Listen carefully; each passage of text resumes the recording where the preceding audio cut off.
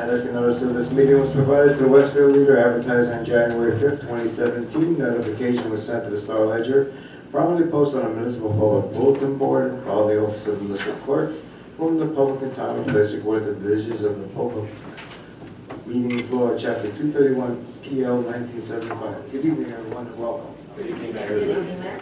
Mr. Renard, you have something for us this evening?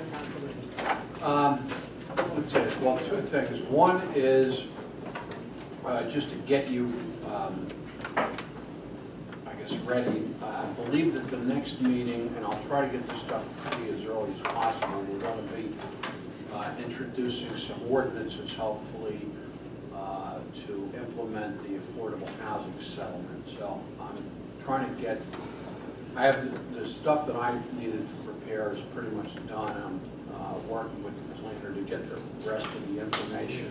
Hopefully we'll have that for the next meeting so we can get moving and get some ordinances introduced. You're going to have some resolutions also that have to do with the master plan. So that's upcoming, and I'll have all that information for you. Tonight, I don't know when you want to discuss this, but we did get something that had to do with property that I guess fronts on Willow Avenue, and I guess it's related in a way to property that fronts on South Avenue. I'm not sure when, if at all, you want to discuss. Councilor, go ahead and discuss it now, we can do it over. Mr. Renard, please proceed. You have a letter that you received, I believe, this week from something called Quick Copper Communications that pertains to a deed restriction that's located on property at 54 Willow Avenue. 54 Willow Avenue backs up to 55 South Avenue. The owner of 54 Willow Avenue, apparently when they bought the property,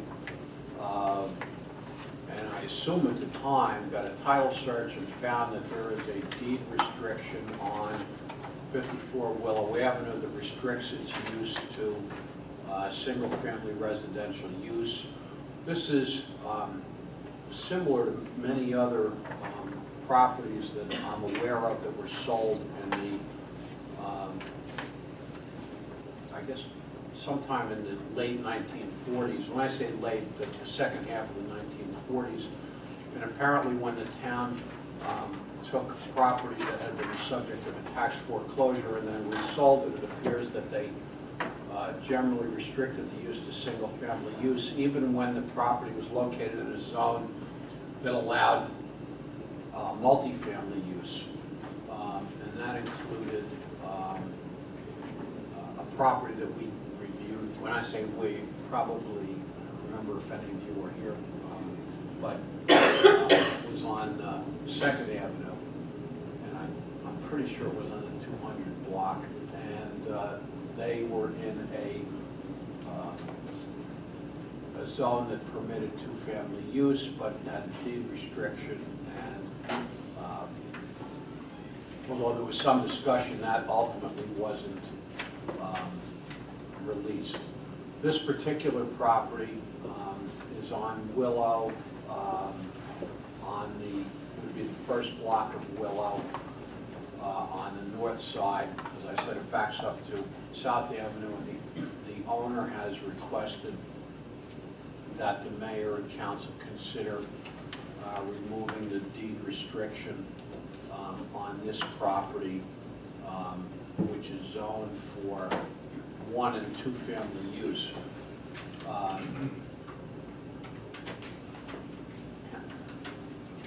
I think it's a decision of the council, but it's a decision that you should make, keeping in mind that there are other, this isn't the only property that would be, it's the only property that would be affected by whatever vote you did, but it probably wouldn't be the end of the request if you were to release it, because I think there are a number of properties that have the same deed restriction. I know there are because I've looked back at the resolutions going back into the 1940s.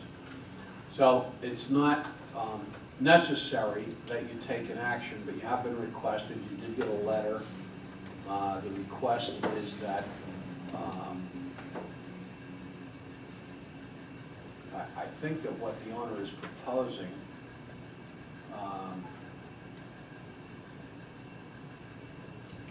I think eventually what the owner is proposing is to use the lot as a parking area for the commercial property on South Avenue that fronts it. It appears to me as though that it may be being used in that fashion now, although I don't know how that came to be. So that's the story. You received a letter. I believe that we brought this up once before. I think you got a letter similarly. At that time, we decided not to act to remove the deed restriction. In this case, you got a second letter, and I guess a second request, so. The first request came from the attorney for the seller. This is a letter from the buyer. That's the difference. Well, I have to say that in reviewing the paperwork, it's a lot more of a thorough request than it was last time. And if you look at the drawings, the South Avenue property has minimal, if any, parking, whereas the Willow Avenue property provides that. So these two properties being owned by the same owner go hand in hand. Without without Willow Avenue providing parking, the commercial space on 55 South would be in a detrimental situation. And so in reviewing it, I'm comfortable with lifting the deed restriction on this.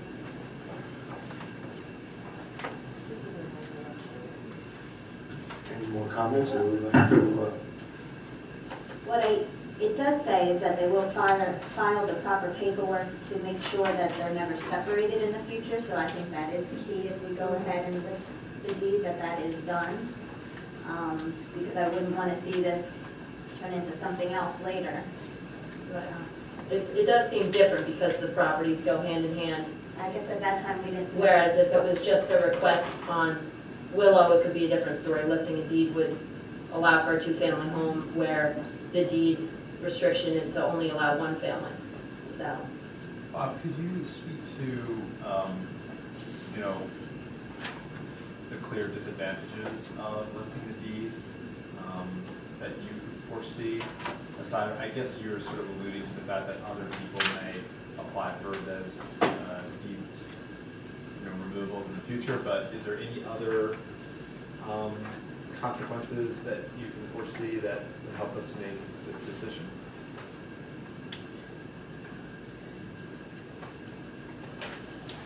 Well, other than that, there are, I don't know the number. I mean, if you wanted to know, I would have to research it and go back and look at minutes from the 1940s, which probably isn't worthwhile. Maybe somebody else can do it. But there's a significant number of properties, many of which are in two-family homes. So if you were to do that,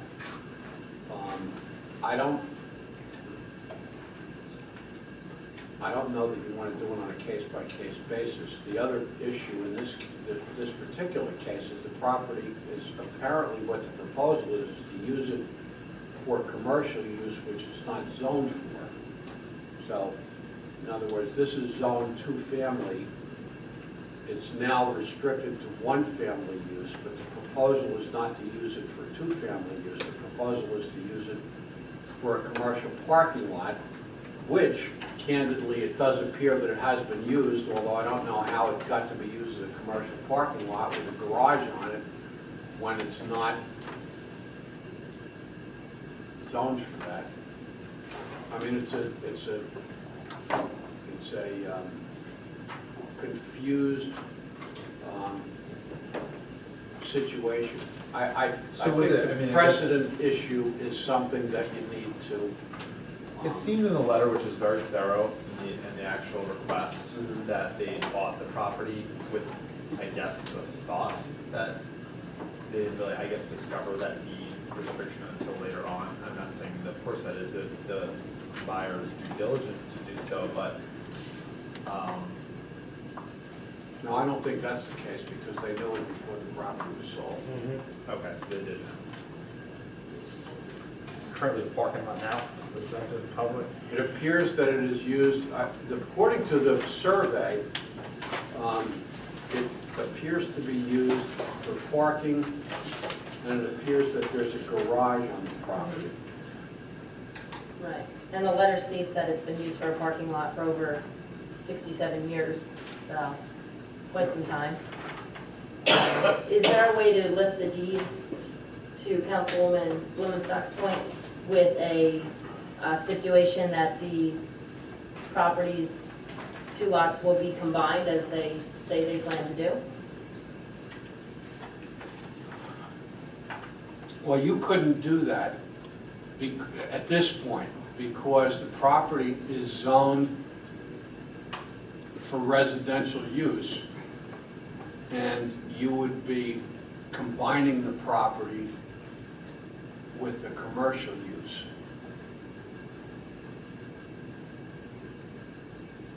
So I don't think you could do it, you couldn't do it certainly now. I mean, there's a, if you were inclined to allow this,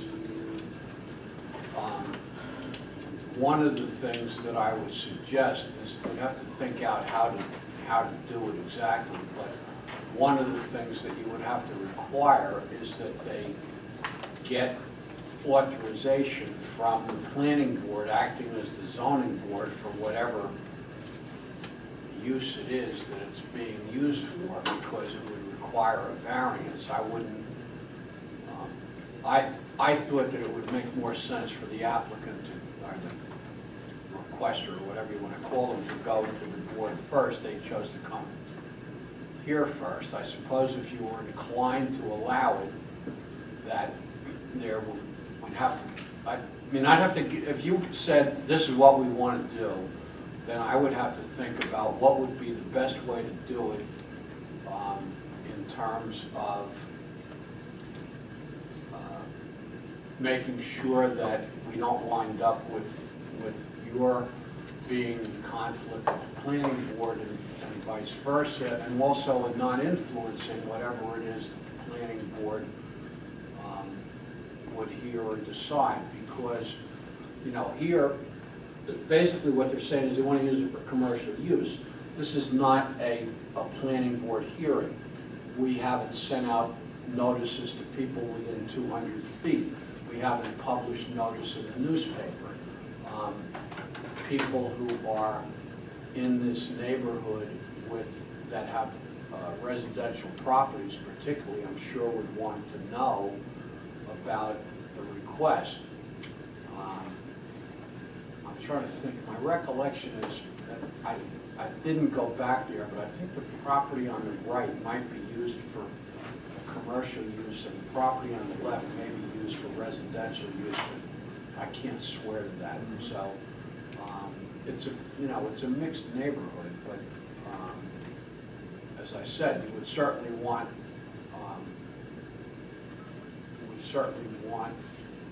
to not, you wouldn't want to do this in a way that would somehow require that the planning board permit the commercial use without having an opportunity to have had a full hearing and have the residents come and speak. So that being said, what are you looking for from us then? Well, I'm not looking for anything, but I mean, if just that's what you, as- if you were interested in pursuing this, then, you know, let me, I would say, you should let me give some consideration to how I would recommend that you implement this.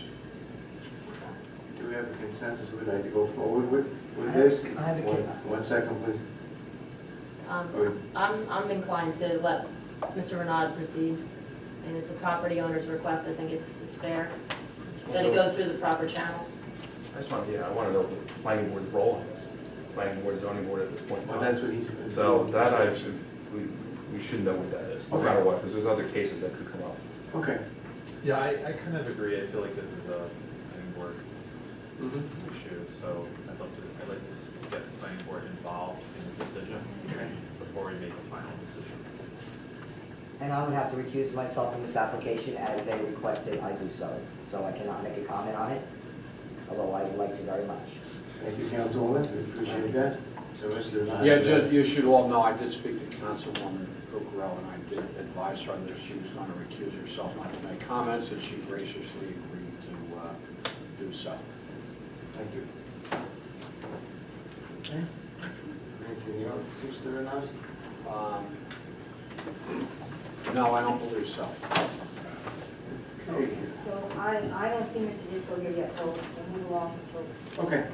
Mr. Disco, I know everybody here, she's not here. Sarah, do you have anything? I do have lots of things. Oh, gosh. Okay, so the first thing is, I sent you guys the 2018 estimates. I believe you had a chance to review them, yes? Yes, thank you for doing that. Okay, so you have direction for me? I'm trying to go over. And of course, the file. Okay, so you have many more estimates than you need. It came from Mr. Guriello based on your request, so you know which roads you want to do. What's up there? Yes, I have this here. So just to backtrack a little bit, the finance committee did work together to provide Ms. Ariema with this list to then seek estimates, which she did with Mr. Goriello, and thank you for that. In reviewing it myself, I was certainly surprised to see that west to Westfield line was $200,000 as an estimate, when that's 2 blocks, and Maple to Westfield line is $70,000 when it's the 1 block. But so basically, Councilman Lazaro and I drove around every street in town, and I have to say that the two that really jumped out at me as being like driving on the moon would be Maple to the Westfield line for Spruce Avenue, and also Oak Street on the north side of town, North Avenue to 2nd Avenue.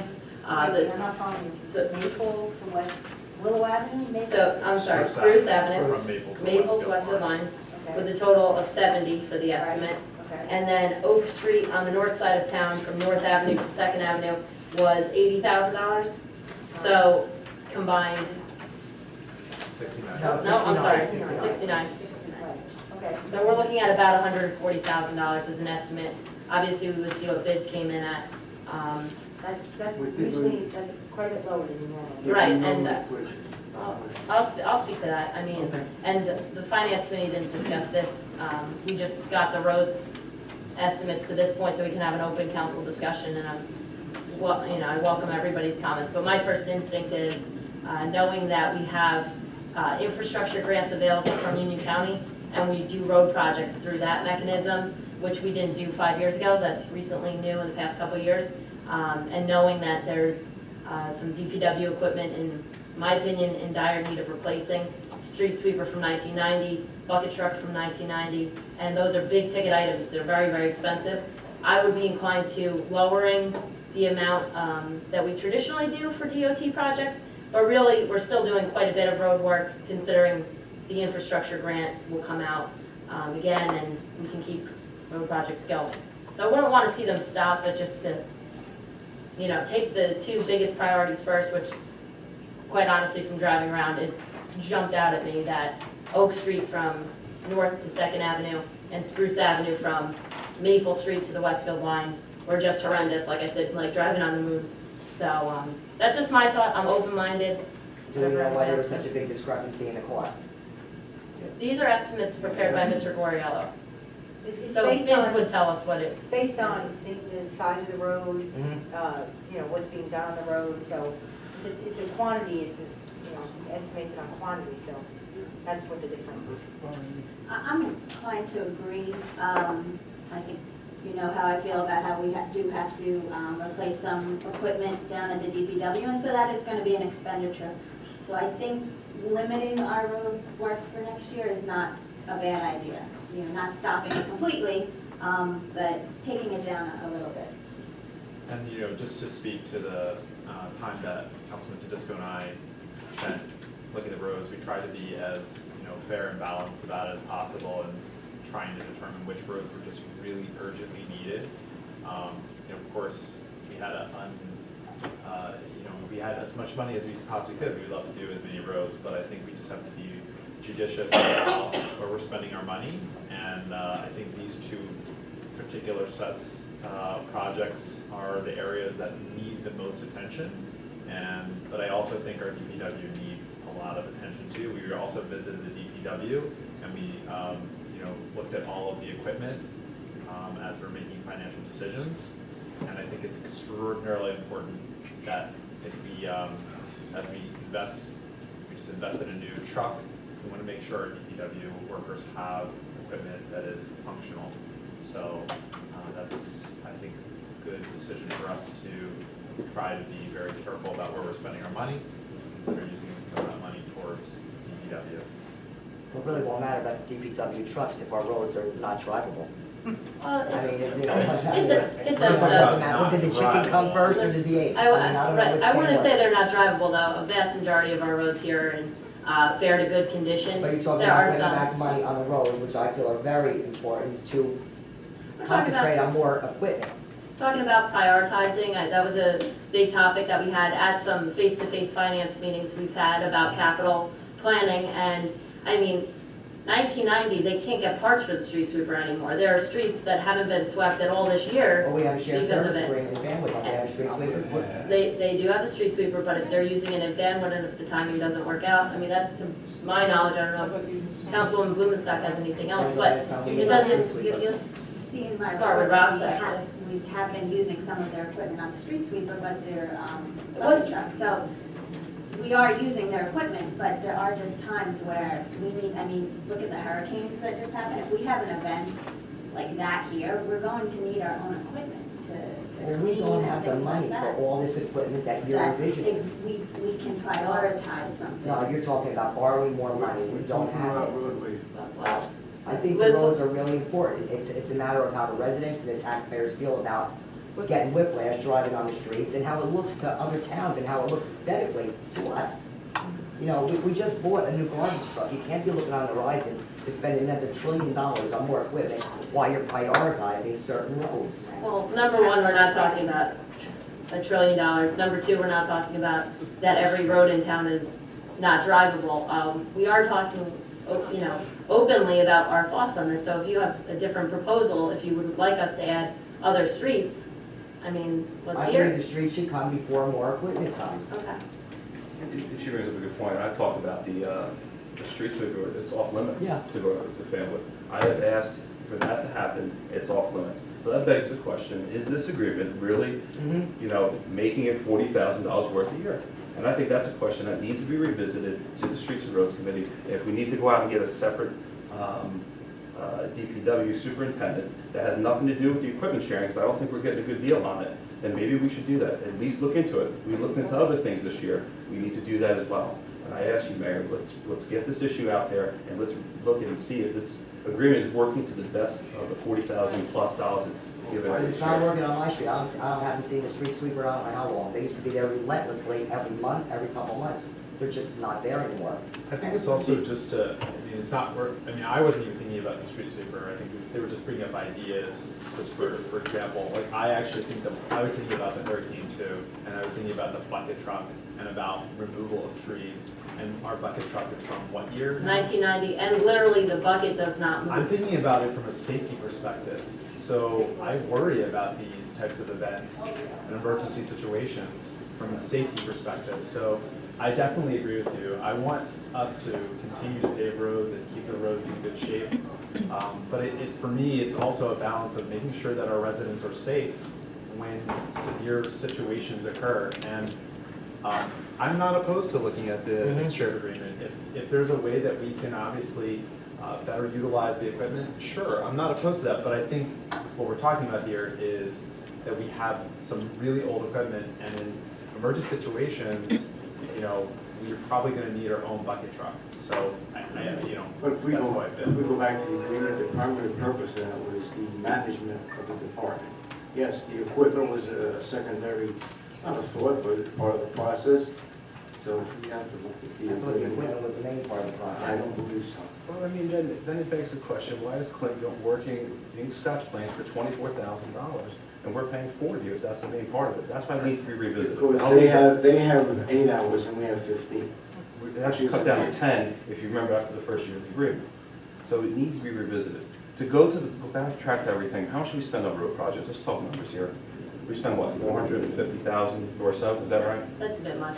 Or is it Road close, projects annually. or is it closer to 300,000 last It year? depends on the year, Let's but put the bonds altogether, we did 2 years in a row.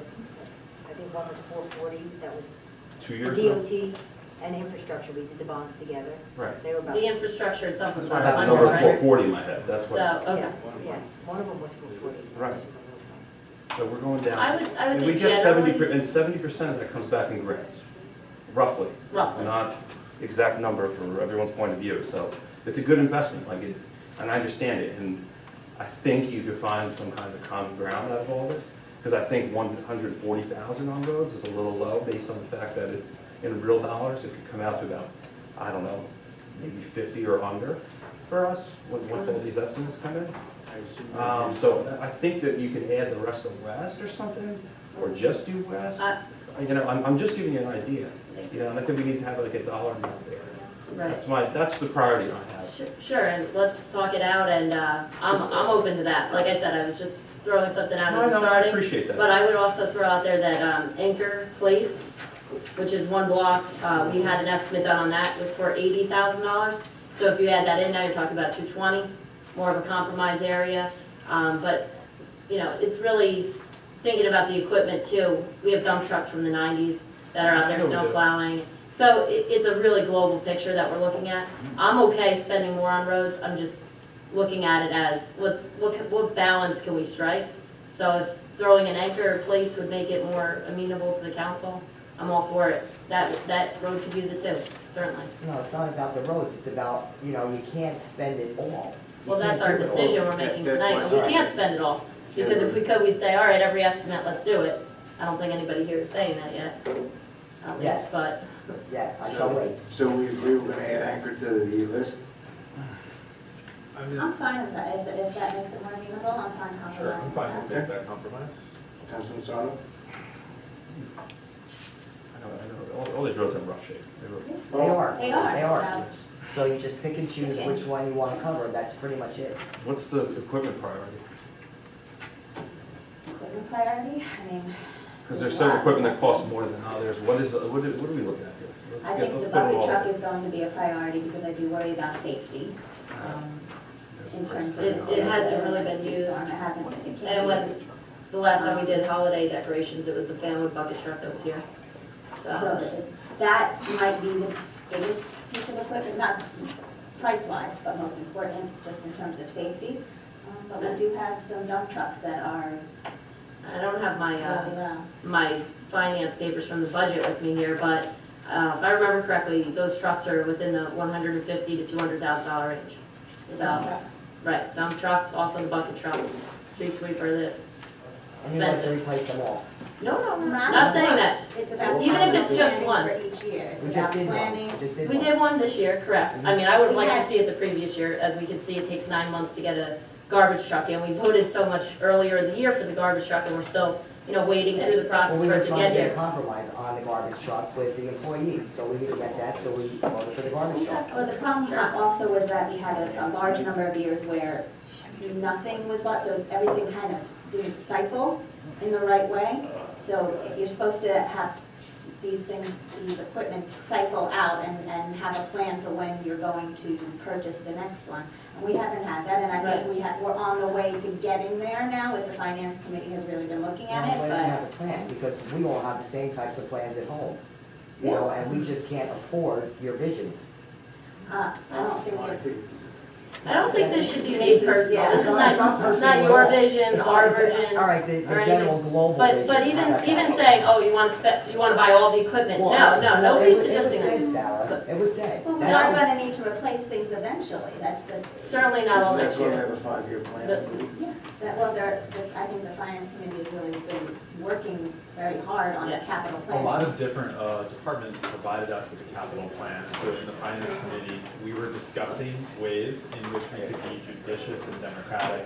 We want to obviously be very careful that every dollar that we spend It's not like a free-for-all where we're trying to spend. What we're trying to do is say, where are our most dire needs to make sure that the town is maintained at a certain level that people expect. And, you know, safety for me has always been a really important thing as being a member of this council. So that's like kind of where my priorities also lie. There's a lot of things that I would love to spend money on, but I know how, I do agree with you, everyone is watching their dollars. Yeah, they We're are. not- You know, I think everyone on this council is not talking about wanting to spend money without thinking really carefully about that and the impact of that. So I think about that all the time, you know, but at the same time, we as a council are sort of elected to try to make these difficult decisions about where we should spend the money. So I'm totally okay with people having differences of opinion on where that money should be spent. But at the end of the day, I think, you know, there are tough choices, and unfortunately, those choices cost money. And we have to figure out where we want to spend that money. And for you, maybe it's the roads, and that's you know, totally, that makes sense, because it's an important aspect. I think if everyone visited the DPW and looked at some of the equipment that we have, it's really alarming to me right now when we went down and visited there in terms of some of the equipment for safety purposes that, you know, we need to replace. Now, there are some things that are really great that the DPW is doing, and obviously this new garbage truck is going to help make that you know, more effective. But I think first of all, we should get back to the DOT discussion, and I know that the council, as well as the finance committee, is looking at the global picture. And I think at this moment that Mrs. Ariella needs an answer with the streets, and I believe we came to a consensus of the 3 streets at this point, and we can move forward. So we're doing Anchor, Spruce and Oak, correct? That's 3? Correct. That's 3? Okay? It's like I want to decide this next meeting. I have to do it now. It's due in October now. Yeah, it's due in the beginning of October, but I have to do it by myself, and I gave you plenty of notice, so please, don't even. I gave you much warning Okay. to be prepared to make this decision tonight, so. you have to- Anything else, Ms. Ariella? Those 3 streets, yes? Anchor, This is a Spruce, consensus. Maple to Westfield, Yes. and Oak Street, north to Second. Okay. So we're going to take a break now, or? Yes, council, if you don't mind, I'd like to take a break and go into an executive session. We have a small issue we have to deal with. Ms. Ariella, please. Yes. Sorry, that's done. Closed session resolution authorizing the executive session for the purpose of conducting an interview for the appointment of municipal engineer and matters of attorney-client privilege relating to the above and in accordance with NJSA closed session legal result to the public exclusion of public subject to matter. Where it is necessary for the mayor and council of the Borough to conduct an executive session and close the public in order to discuss the above matter. Now therefore be it resolved that the council of the Borough hereby meets to go into executive session according to the provisions of the Open Public Meetings Act for the purpose of discussing the subject stated above, and be it further resolved that the matters discussed in the minutes of the closed session shall be disclosed to the public, and the reason for come to actuality no longer exists. Do you have a motion? I'll make it. Second? Roll call, Ms. Ariella. Councilman Blumenstock. Aye. Councilman Pickler. Yes. Councilman Lazaro. Aye. Councilman Petroselli. Oh, sorry. Councilman Sarno. Aye. And Council President Tedesco. Aye. And We shouldn't no be- action will be taken tonight? Is that correct? Action's taken at the regular meeting, right later. We only say it at the end. That you may take action. Okay. Just wanted to You have a clarify. meeting to do so. Council, shall we- I don't know if we're going to get it. We should. This shouldn't be very long, folks.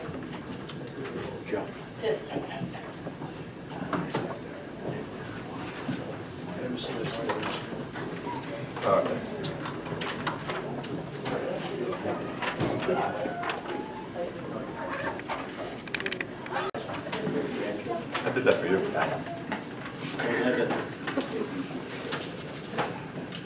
Get my red jacket. Yeah. But I think,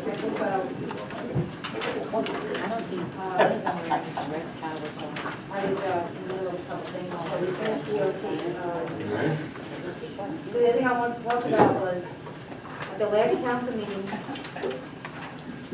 we talked about reevaluation and that process and the order, and the tax map funding slash reevaluation funding. So I did a little homework, and I reread the order, and I suggest everybody reads it again, because we really, like, every month the assessor's doing a report for the county as part of the order. The order says that, you know, you're supposed to get moving. So as far as the tax maps is concerned, I have to do an RFP to get the company for the rebound. So I have some people sending me samples. I'm gonna work on that, but it's not gonna be like boom, boom, boom. So, do you wanna wait to do the tax maps? Do you wanna just fund it at the current? I talked to Sandy, and she said November, there may be money she can move to fund it, but she said that she can't guarantee that, and it's tight. And waiting till November is, you wouldn't be able to do any funding any faster than that anyway, because bonding, and it would be a special emergency appropriation, you spread it out over 5 years, but Sandy said she has to borrow the money anyway, because you don't have it. So she has to take notes on the special emergency, which you're gonna do ultimately sooner or later anyway, but I think for now, if everybody could reread the order in detail and make sure you're, we're on the same page as far as like the timeline on there, because the way I understand it, the assessor doing these reports, she's copying me, it just says the same thing. We're working on considering hiring some tax maps. I think, that's what I think right now. You should just reread the order and maybe next time give me some more direction as to how you want to proceed. You want to put the funding in place? You want me to call the towns and see how much it costs for them? Because you can't do an RFP and solicit solicit services when you don't have funding in place. So it's odd because how do I know how much funding to put in place when I don't know how much it's going to cost me? Yeah, but you don't have to do anything with an RFP, is that true? So if we get an RFP, we You can't. don't have to award it, you have to award it Yeah, within 60 that's what I'm days. saying. You have to award it within 60 days, and you will not have 60 days, because the bonding takes a little while, and then you have the 20-day stopple. You have to be ready to move right away. If you do the RFP, you have to act immediately. No, I understand that, but I think we just need a timing, I think it's important. Just everybody read the order in detail, right for now. And So finance can everybody get on the same page get on about the this same and give a page and I'm on. recommendation at the next meeting. And then, so you know, and then if you want to wait, you know what it says in there, so I don't want you to say, oh, if something happens. You have to have it done by November of 2019, that's only 2 years from now, that's, you know how government works, I mean, that's not a long time, so just read the order. It's just the government, the process takes a while. Right. It doesn't help way if we want to do a revamp Right. after. That's- There's Can we always get like a process reasonable of basically getting timeline, maybe from everybody's like house, Sandy or something like that? every Can we building. request that as council? I can give you a reasonable, but what do you want to mean, what do you mean a reasonable Like, timeline? what can we expect to do between now and the end of the year? What Read should the we be order. focusing on? I mean, I If you think read that would the help order all of us more than in anything. detail, you'll be able to tell me what you want me to do, okay? Well, the tax maps had to be done a certain time in advance, I think. It says in the order that you Right. need to act when you receive the order. So you got a quote for tax maps, but you have to award that quote. So you have to figure out how you're gonna pay for that. That's the real question here. How you gonna pay for those tax maps? Basically, All right, we gotta find out where the loot's coming from, basically, first. we have to establish a timeline. I have a Right. proposal, and And- I'm ready to award it, but I can't award something when I don't have an appropriation to pay for it. You can't do that. So we can't award now and transfer in November, is what you're saying? Oh, you can, but But You're not but she supposed wasn't 100% sure that it could be done in That's what she I- November. said she's Yeah. pretty sure, That's what I want. but she said anything could happen. Anything unexpected could happen, and she's talking about money that she has to move in the budget. Now, this is not We waited appropriate. till November just to see? You can't do it until Legally, you November. can't do it till after November 1st if you're going to transfer any excess Right. budget items to November. So, and if something comes up, and she has to, she's looking at balances, so she doesn't, you're going to project balance things she doesn't see, she's pretty And sure, that but November will give us time to review you're asking her to commit to something that the reevaluation certain. process. So, but she's pretty sure, and when she says that, I'm confident with her, so I don't think it's a problem to wait till November, move the money, award the proposal, but just read the, I'm fine with waiting. read the order, just so you're on the same page as me, okay? Okay. And then the other thing I wanted to talk about was remodeling slash roof slash bond that we talked about last time. So I know, Jen, you're probably gonna talk about that. I'll just talk about my end of it. So the roof thing is gonna take a little bit longer. and Which Jen's roof gonna thing talk are you about talking about? The firehouse Firehouse. roof. Okay. She's gonna talk about that a little bit more because we had a meeting with stuff and everything. So the other part of it was we were gonna combine it with the remodel and for our That I offices. mentioned last time. So I talked to Sandy if we have enough, it's $30,000 between me and the chief, our stuff. If she has enough in capital to pay cash, and she said she does. So I was just wondering if you just want to go forward with that part on its own, separate from the roof, because there's some issues with the roof. In delay, it was going to delay this, and we can pay for this cash if you all want to do it that way instead of waiting. Then Jen, is she have a report later about the roof?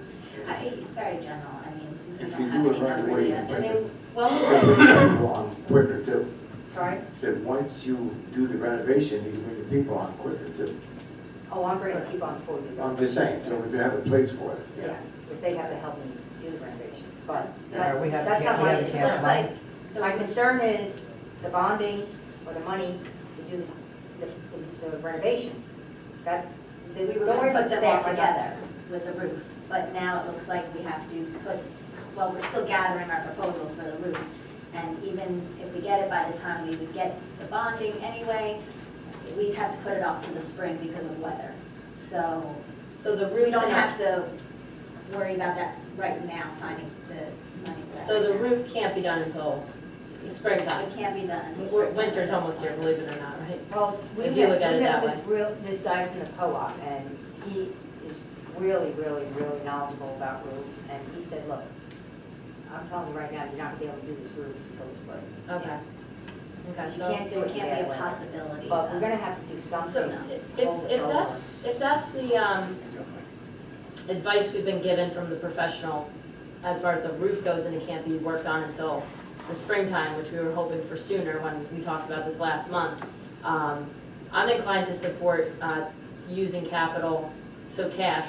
And I know Councilwoman Kukrow has been a fan of using cash when we can too, to take care of what we already agreed would happen here at Borough Hall, $10,000 for the police department to handle their records management, storage issues that they have going on, which will in the long term pay for itself about 4 years, since we won't have to rent that storage facility anymore. For him. For the police For me. department, I'm still talking about the police department, right? But, and then your department, we had talked about 2 part-timers and the renovation so that they can fit. And thinking long-term for the admin side of this building, so I'm okay using capital. Sandy says it's there, I knew it would be. I'm okay with that, absolutely. We Was agreed there to a- that last meeting, so. Yeah. Was there a time frame in doing the roof? Well, we're still waiting on proposals from him. He's giving us a couple proposals for a couple different options. But he said they won't be able to do it until the spring. Yeah, I know, but why? They Weather. give The you up to- weather. The weather. The weather. Can't do it. That's, I wanna know what was the proposal on how long it would take to do the roof? Oh, it Oh, only take about 5 days, yeah. And there's a problem with weather By now? the time we would get the funding for it. Right, it by the would time be we too do the You get bond, pushed in winter. November, December, Yeah, and it's if no there's good. a possibility of snow, then No. you can't do it. You gotta wait till, yeah, I get it. That's what we're facing. But in the meantime, we might have to consider something temporary because I was told today that the ceiling time. Yeah. Yeah.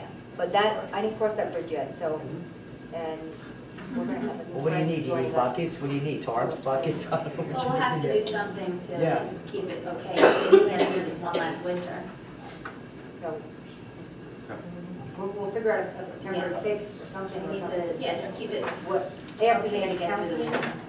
So we have enough in our capital balance to cover the $30,000 in record management. That's what we're talking about. Yes, Right. that's correct. Just to clarify for everyone, Right. I'm in favor of it, it hasn't changed. Thank you. Sounds like we're all on the same page, Mayor. Thank you, Sarah. Okay. Okay. And then the only last thing is I just want to say that the planning board, fee resolution was prepared by Mr. Renard and it's been sent off to the planning board, so we're waiting for them to get a review and comment. They have 45 days, but they're usually faster than that. And once I get that back, it's still favorable, I'll put it on the agenda. You're welcome. I think I copied you on the memo that I sent, or the email. That's what I have. Is that all, Sarah? Yes, that's what I have. Moving on, unfinished business. I just have one thing to say. No, never mind. Okay. Any new business? I have a couple items. First, I would be remiss if I did not honor those innocent people who lost their lives on September 11, 2001. Please let us have a moment of silence for them and their families as we thank all of them and even the Garwood first responders who assisted at Ground Zero and other locations.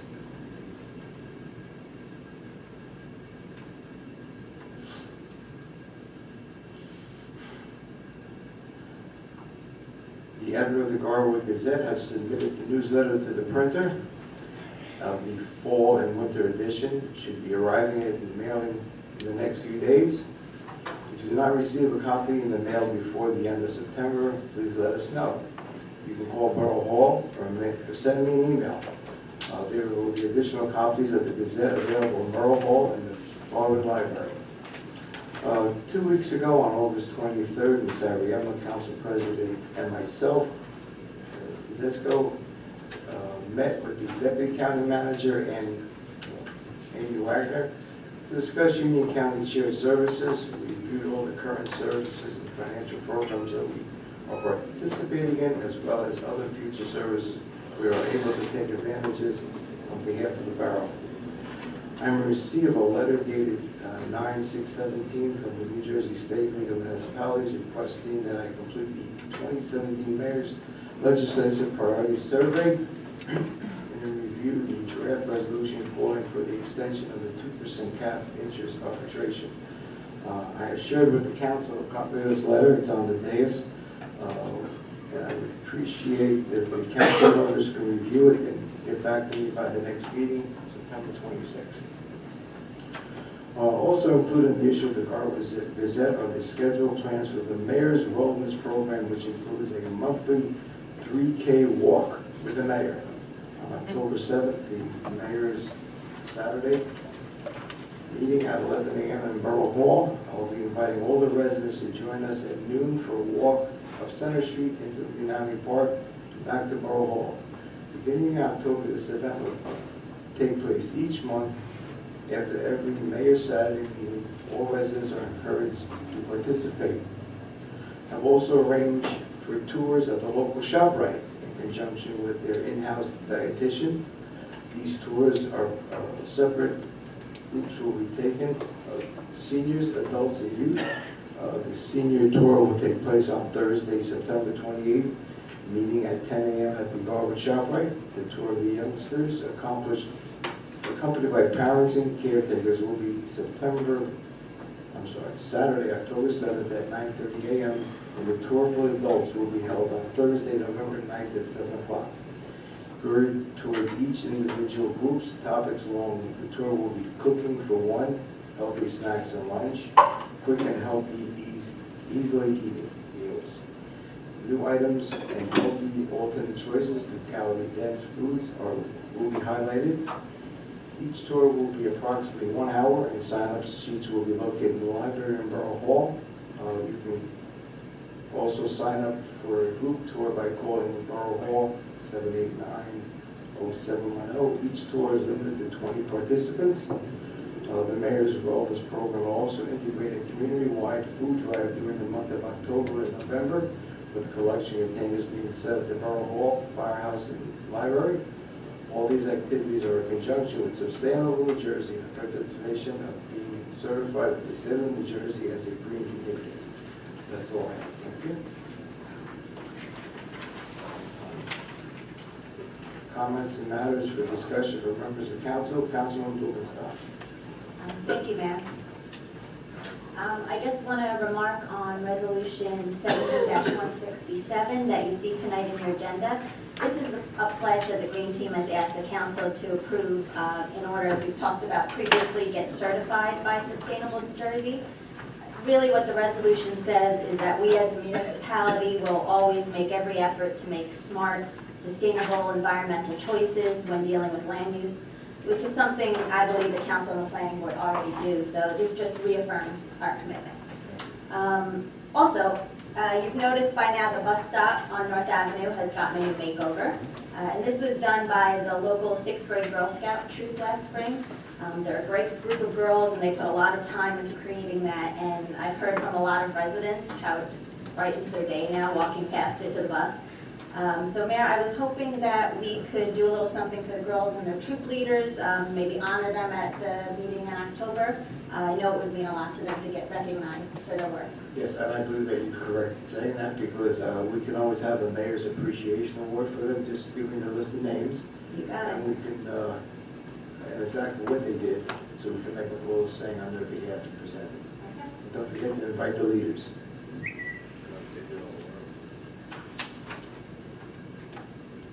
Is that all, Councilwoman? Yes, I'm sorry, Thank you. that's it. Councilman Kukrow? Thank you, Mayor. Just two quick things. I wanted to thank Chief Wright. I had texted him a couple of weeks ago, and I got like an instantaneous response. I have an elderly woman that walks past my house every single day, walking around. I talk as I'm walking my dog. And she mentioned the crosswalk at 3rd and Cedar. She said she's been calling the town for like 3 or 4 years. She keeps getting the runaround. When can it be done? She thinks they said the county does it, on and on and on and on and on. So I got in touch with Chief, he got in touch with the proper people, and the crosswalk is going to be addressed, as well as a lot of curbing in the town, or a few other people brought up to me, has got to be addressed as well. So thank you very much for taking care of that for me so quickly, and I can't wait to tell her. And also, I'm glad you brought up that resolution, because I'm going to want to be pulling that from the agenda, so thank you for bringing it up. And that's everything. Thank you. Councilman Lazaro? Nothing for me, Mayor. Thank you. Councilman Sarno? Nothing, Mayor. Thank you. Council President Tedesco? Thanks, Mayor. Just a couple items. I passed around a draft to the council, so I'm going to speak to that. So as we all know, volunteers here in Garwood are really central to our ability to keep us the small town with a big heart. And, you know, we really do have, I think, a unique character and spirit here in town for Garwood, one of which I'm very proud of. And I know it is thanks to the hours and hours spent by volunteers year after year. From the fire department to the celebrations committee to the newly established green team. And another volunteer actually gave me this idea. Adele Lewis of the historical committee brought up a great idea to our group, and it seems appropriate that I take it to the council, and I've been working on it since too. She got it from another municipality, which is tremendous. We should be sharing ideas with one another, which is basically to have a volunteer form, which would be information about the different ways people could volunteer in town, whether it is directly for the borough in the sense of a mayoral appointed committee or board, but also perhaps outside organizations or some of our public safety volunteer groups as well. So I put together a draft, I'm still working on it, and I want to check with private organizations not affiliated with in Garwood, but not affiliated with the Borough Light Celebrations Committee, Historical Committee. Those are to see if they'd be interested to have a little blurb about what their organization does and who to contact if people are interested. I know we do have one form that, for example, if you volunteer for a borough committee, that you do have to sign a financial disclosure form, and we just want those volunteers to know ahead of time before they join. But for other groups, they can get pointed in the right direction. I think it would be great to have a central place that when they're stopping at Borough Hall, they see the form and they might be interested, they can do that. Let me just clarify that. The form online is an application for people to volunteer, and it says, it has a disclaimer on there. It says that some boards and committees have to do the financial disclosure, not come on, they have to do it. Then annually I send it to them, and they're shocked as to why they have to expose their personal finances on this form. So it explains that on my application online to volunteer for committee, a board, recreation, board of health, planning board. So that's what I mean by directly, Yeah. committees that are directly connected with the borough like that, Yeah. compared to say an outside organization like First Aid the Squad or education, something. right, First Aid Right, Squad, the they don't Education have to. Foundation. No, and the fire department doesn't have to, and celebrations doesn't Sure. have to. If you're on a board or a commission, you have to, you're obligated to do a financial disclosure annually, and I like to let people know in advance, because once you serve on a board or committee for a whole year, and then I send you this this form and you can't get out of it. You can't say, well, I resign now. You still have to do it. So I think it's really unfair for people to find that out a year later.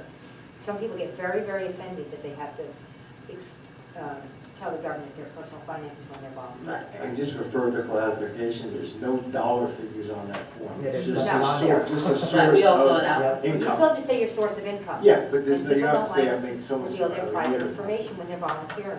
You know, I work here. It's different for me. They're not volunteering.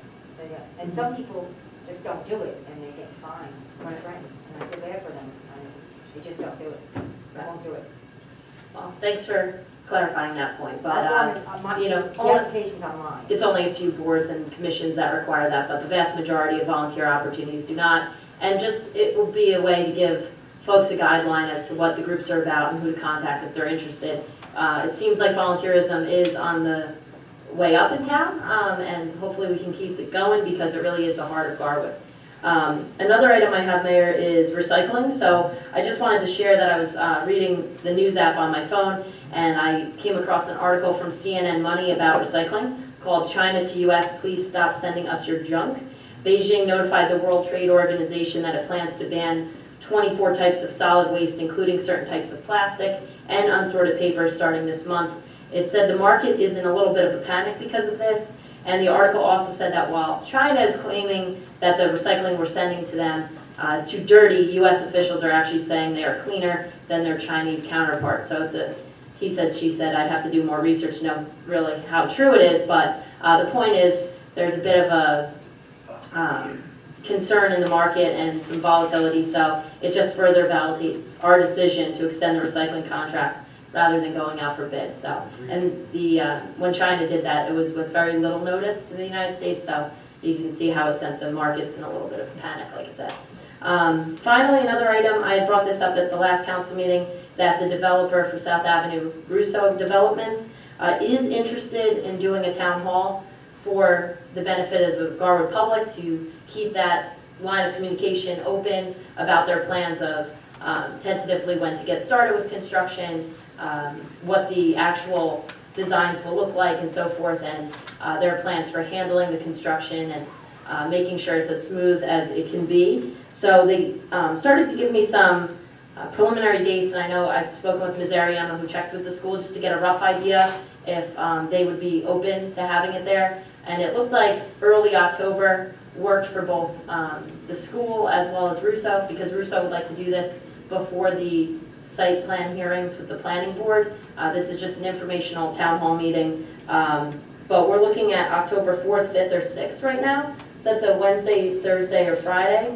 I know I'm open for all of them. I think generally we try to stay away from Fridays for our meetings, probably for the sake of the public too. It's not a movie night, you know. So Okay, this I'm is okay not a with it. council meeting. What? Right, it's- Well, it's not a formal council meeting. It's, so just so we understand, it's not a council meeting or a planning board meeting. It'll be So we led can sit in by. the audience. Yes.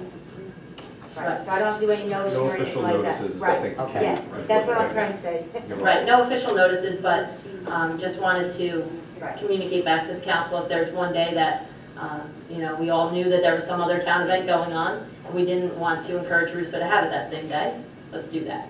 Well, So, I don't see anything, you know, on here, so there's nothing really going on that I know of on any of those dates. And the school, like we said, is available, so if you decide tonight, then I can go ahead and execute that. yeah, the idea is hopefully to give him the green light on making sure the schedules work for either the 4th, 5th, or 6th. As you indicated, Friday probably is a bad night for a lot of different reasons. I think 4 and 5 would be appropriate for you to come to it. I would agree. Yeah, I think Okay. the start of the Clark Musical Festival is Friday. Okay? Well, it's a good So reason. should I work on both those dates, or just Yes, narrate? if you could work concentrate on one? If you could work on Be both across the those street, right? dates. Yeah, to see if it's Should available. I concentrate on one or the other, or? Preferably I think I October go either 4th. way. That's a Wednesday? Yeah. Good Right. I'm Wednesday, good with the preferably, Wednesday. You don't yeah. have to make yourself crazy deciding And what what time time? it is. So we could probably 7. Okay, and I will get like a blurb back from the. Right, so that it could be put on the borough website, borough marquee, and perhaps they'll do a press release to the paper, Okay. something to that effect. All right. Okay, thank you for that. That's all I have, Mayor. Thank you. Okay, we'll move on to public comment. Anyone in the audience who wishes to address the mayor and council, please step to the microphone, state your full name and address. Please give your comments in 3 minutes. Come on, council. Yes. Liz Matthew, 335 Hazel Avenue. I just wanted to clarify a couple things about the bucket truck. How much was that going to cost for a new, do you have any idea? I don't have an estimate. Once we decide whether I can get some early numbers from the superintendent, and then we can decide whether that's what we're going to do. I have a feeling they're all going to be around between 100 to 150. You know. Yeah, that's what I was figuring. Yeah. So the current bucket truck, the bucket does not work. Correct. So what are we using? Annually. Okay. How often have we used the bucket? Well, we just used it. Part of one of my reports tonight is we just used it to help with the light pole. I mean, so there are times when we are using it. I think when we were talking about prioritizing, one of the things was safety. That's something that I've spoken to the superintendent about, that he's very worried that if we do have a weather event, we would not be able to use Sandwich bucket truck because they are using it, and so safety-wise, clearing the roads would be, of debris would be pretty important, and that sort of thing, so, And are we soon using the tree work? yes. And also the holiday lighting? We use it for the holiday lighting. Just seems like it would be a season. So it's hard to give you an exact how many right now, but Well, I guess my question would be, how often have we needed to use it within the last year or two? Do we have numbers specifically I can in comparison? get you a rough estimate. Okay, in comparison to other trucks? Mhm. Because obviously safety is an issue. Right. We want to make sure that everyone's safe, but if it's a matter of we've been able to make do right now, and you're now taking streets off the map, so to speak, to be repaved and repaired because you want to buy this bucket truck, and we've been able to use other towns, we've been able to go to the county for the few instances that we've needed it, does it make sense to spend that kind of money? But again, Does it make sense to spend that kind of money when it's being used 15 times during the year, when you've got 365 days? You know what I mean? So I would hope that that would go into your calculations for necessity and prioritization, because if it's to put up the holiday decorations or to trim a tree that we actually contract out to other vendors to go and trim trees, you know, I don't know if that's a good use of that money. So I'm just throwing that out there to say, let's be very diligent in how we're using that money, because when we did go with that shared services agreement with Fanwood, the initial intention was to save money on the salary and benefits of a full-time employee, but one of the big things was shared equipment. And if that's not happening, then I'm going to go back to what Mr. Sarno said. Maybe we need to revisit that agreement to see if we're getting our money's worth out of that. So I just wanted to throw that out there and see, you know, it's a pretty sticky situation. I just want to make sure that you guys are doing, doing your due diligence with my money, because it is my money. So, thank you. Have a good night.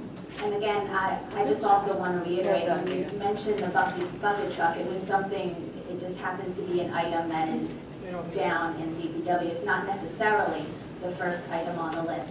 This is something that finance will have to go over, and we will have to work with the superintendent to determine what, if we do buy equipment in the future, which piece of equipment will need to be done first. So it's not, I know a lot of talk was going around about the bucket truck, but that's not necessarily something we will be purchasing. It's something that is in consideration. Thank you. Yes, sir. Jim Matthew, also 335 Hazel Avenue. Good evening. Where's Councilman Petrozelli this evening? On a personal matter, On personal matter. He was out last meeting as well? I believe so. He was a second. Good. I was reviewing the last meeting. I wasn't here. Am I to understand no one on the council is collecting benefits anymore? That is correct, sir. Did Councilman Petrozelli resign? No. No, he has not resigned. No. Okay. What happened What do you mean what happened? as far as why is no one collecting benefits? What transpired? Was a deal reached? Was there Mr. Bernard? a compromise? Was there a conversation about Mr. Petrozelli's health benefits? I don't know what the answer is. I do. I, speak of that, and I do, you know, it's, for Dan's personal situation. We paid. No, we paid for it. I mean, Well, it's more I about guess- my personal situation. Well, I guess in terms of what his personal situation is, no, that's not appropriate. I mean, the answer, if the question is, does he He no longer gave up the takes- benefits, yes, is that that's the right? answer, So yes. that's the Yes, answer. yes. So he gave up the benefits. Yes. That's good. The other thing was, Mayor, I was a little disturbed to find out now, we're talking about structural issues now at the athletic field. Can you describe a little bit what, the last time I tuned in, we were talking about a leaky door. Now we're talking about a structural issue. Basically in the door area. It's not the whole building, it's just in the door area. So just a structural, The platform and things. okay. There's a rumor going around town there are mushrooms growing up through the floor, is that true? Yes. There is, right? The water. When water infiltrated that area, the entrance, and as a result, Fungus. water infiltrated that floor area right by the door, and there was mushrooms there, which is obviously a big concern. How long have we known about that? I think Because I've known about it for months. believe I was made aware in the spring, took action when I, This morning. no, when I was made aware. You I think it were, was I'm, in the I'm, spring. with all due respect, I'm asking the elected Oh. officials, when did you know about this? Springtime. And feel free, anyone can answer. They Well, knew was that this from me. when you brought us in there, when we went in there, I don't even know what the date was They then. found out from me, that's why I'm answering, I Yeah. apologize. Do we have an approximate date on that? I want to say it was May. I think it was May. spring. Yeah. Why was that disclosed only on the August 22nd meeting, Mayor? What? Why was it? That's exactly what. Why wasn't the condition of the building disclosed prior to the August 22nd meeting that there was We a mentioned structural before issue? because and we're still in the consideration of potential litigation, which is why we were trying to be very judicious about information we shared, so that in case we do pursue that we do not share that information and put us in a situation that could, that the company or the organization or contractor could use against us.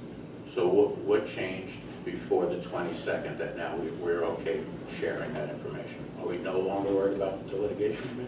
No.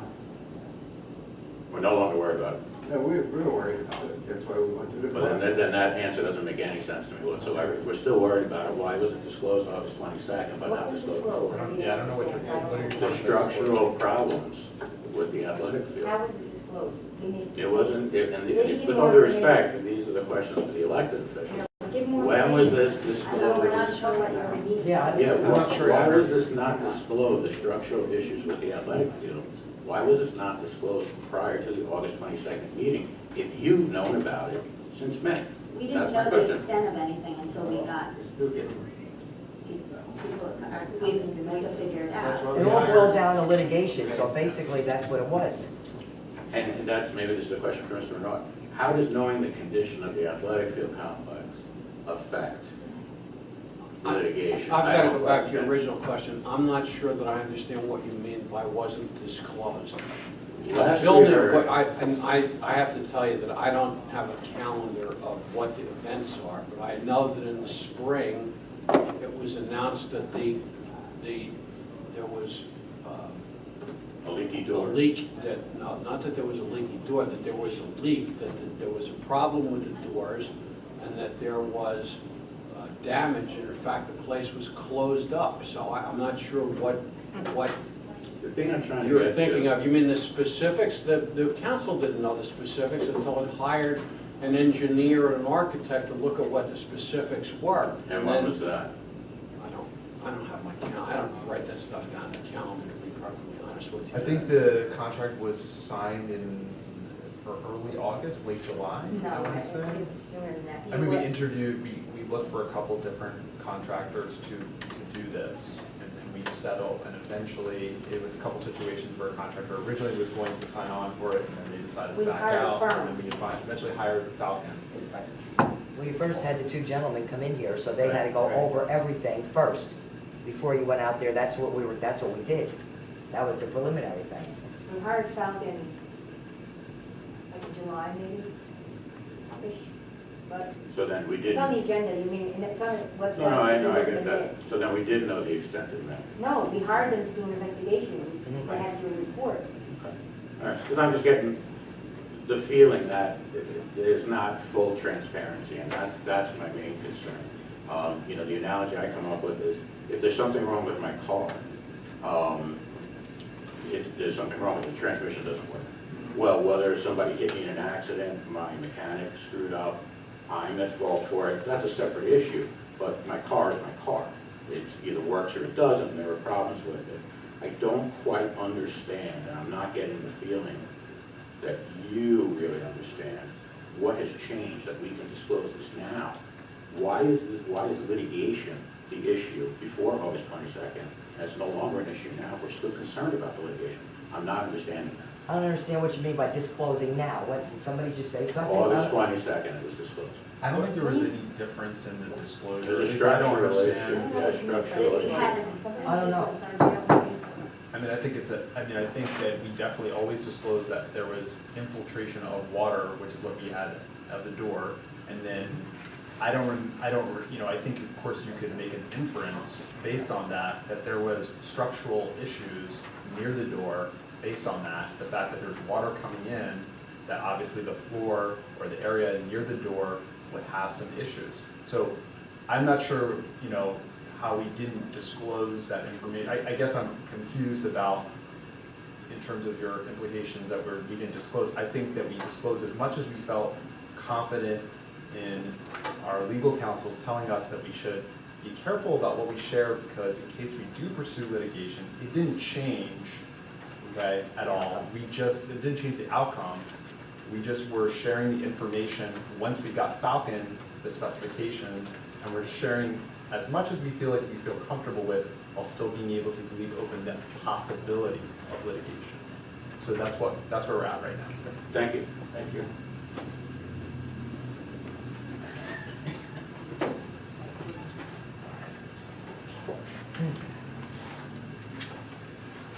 Good evening, Mayor, ladies and gentlemen of the council. Bruce Patterson, 325 Willow Avenue. I'll talk about my letter in the next public Thank you. session, so we don't have like a 1-2 nastiness. But and Bob will probably like this. As you know, a couple of months ago, I was talking, you brought up reassessment. So I've gone around to the towns talking about reassessment, and then Bruce Berger, the chair of the freeholders, said, oh, it's a conflict of interest. We cannot donate money through grants, to offset the assessment. So I said, okay, it's conflict of interest. I sent it over to the county, and I'd say, well, I'd like to at least see County Council Barry's opinion as to how he came about that it is a conflict of interest, because the tax board is actually an independent entity.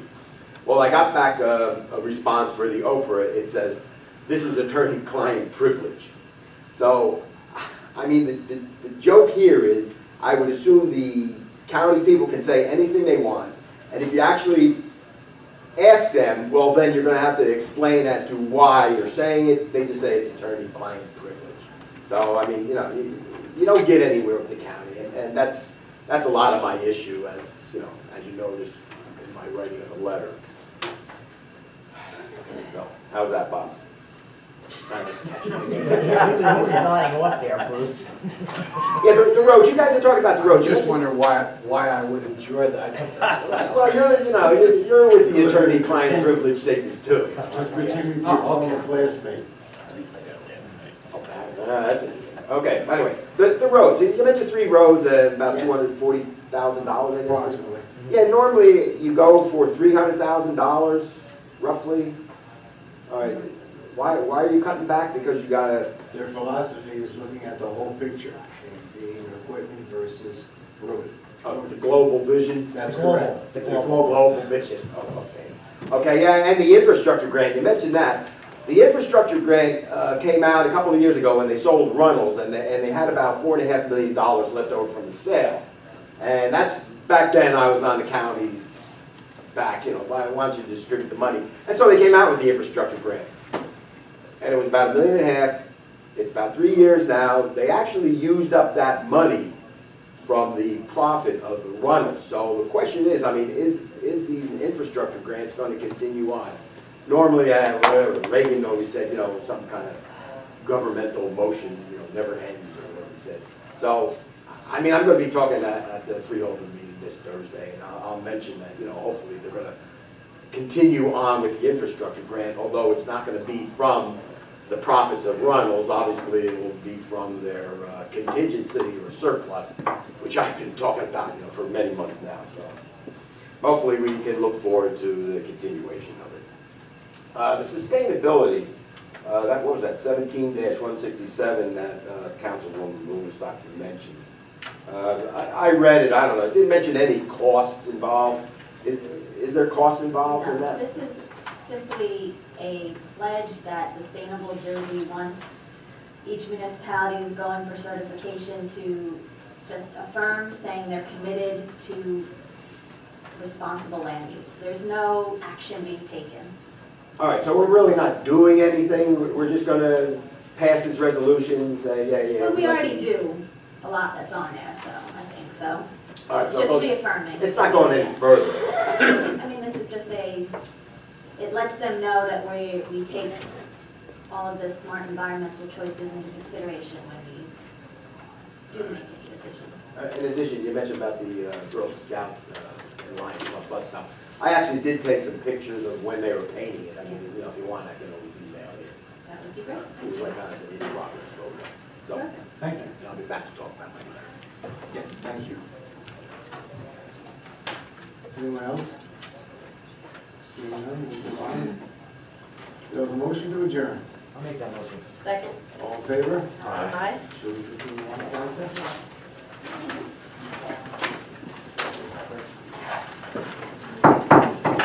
Please rise for a moment of silence. I'd like to dedicate the moment of silence on behalf of the hurricane victims and their loved ones and the salute to the flag.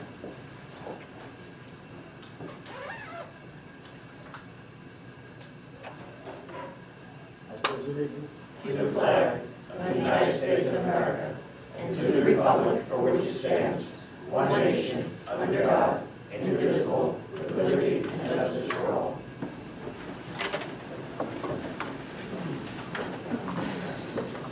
Notice of this meeting was provided to the Westfield Leader, advertised January 5th, 2017. Notification was sent to the Star Ledger, probably posted in the municipal public, the bulletin board, and filed in the office of the municipal clerk. Forming the public in time and place according to provisions of the Open Public Meeting Law, Chapter 231, UCL 1975. Roll call, Ms. Ariano. Mayor Lombardo, Here. Councilman Blumenstock. Here. Councilman Kukrow, Here. Councilman Lazaro, Here. Councilman Petrozelli, Excused. Councilman Sarno. Here. And Council President Dizzy. Here. Ms. Ariano, minutes. Regular workshop and executive minutes of the mayor and council held on August 22nd, 2017. Do I have a motion to accept the minutes? So moved. Second? All in favor? Aye. Communications, Ms. Ariano. New Jersey State League of Municipalities, Mayor's Advisories, Receive and file. Union County Board of Chosen Freeholders Ordinances, Receive and file. Warrior Valley Sewer Authority minutes, Receive and file. Borough Recreation Commission minutes, Receive and file. Ordinances. Public hearing on ordinance 17-17 and 17-18 as advertised in the Westfield Leader. Adoption.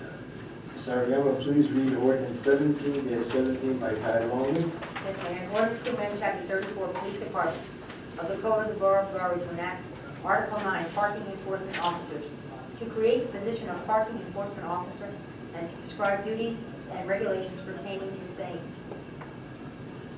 Does anyone present wish to be heard on ordinance 17-17? Take one.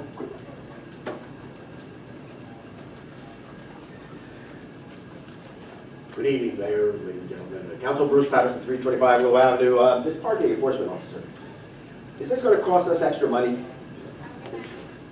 Down the road. Yes. next year?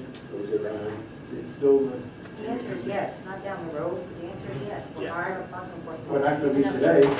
This establishes the position. But you're gonna Right. answer that next. Establishes the position, we're not hiring for it. Right. So in the event that you hired somebody, to the extent that the expenses of the employee surpass whatever kind of revenue they get from, which is from parking enforcement, it will cost a certain sum of money. Good answer. Goody basic. Okay, No, this thank is the you. ordinance that's being introduced. Is that mine or is that? Yeah, I got work for you. You're gonna ask for it. See? However, people will be able to have Very real proactive. parking enforcement. Absolutely. And I think that's something that we've heard all day, all night, for many, many years. All right, it was a quick question. Thank you very much. Thank you. Do I have a motion to close the public hearing on ordinance 17-17? So moved? Second. A motion to adopt ordinance 17-17. So moved, Mayor. Second. Any discussion? Roll call. You have the salary ordinance that coincides with this, the introduction of that is coming up, just so everyone's on the same page. I believe it's between the range of 17 and 22. That's correct. All right? Yes. So we got no roll call. Councilwoman Blumenstock. Aye.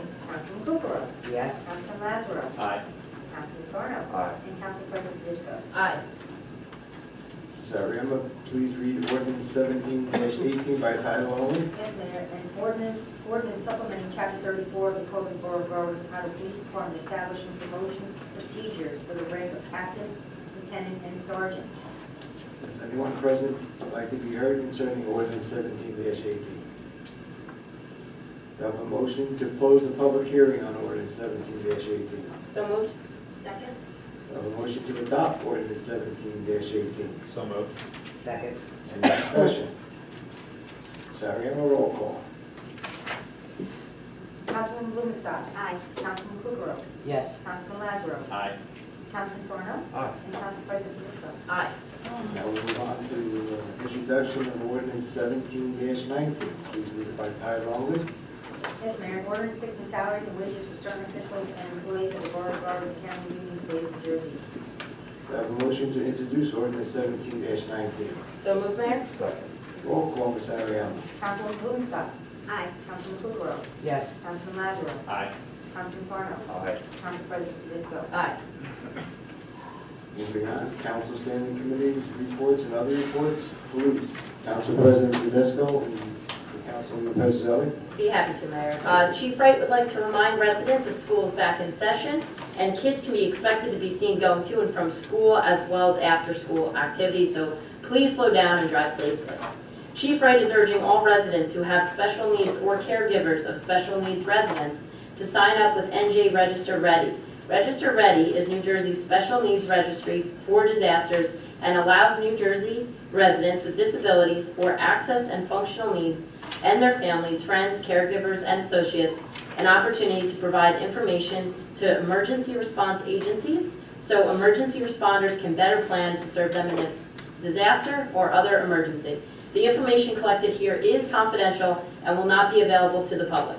The information will be held securely and only used for emergency response and planning. To register online with NJ Register Ready, go to www.registerready.nj.gov or call 211 toll-free. A link to the registry can also be found on the homepage of the police department at garwoodpd.org or on the borough website at garwood.org.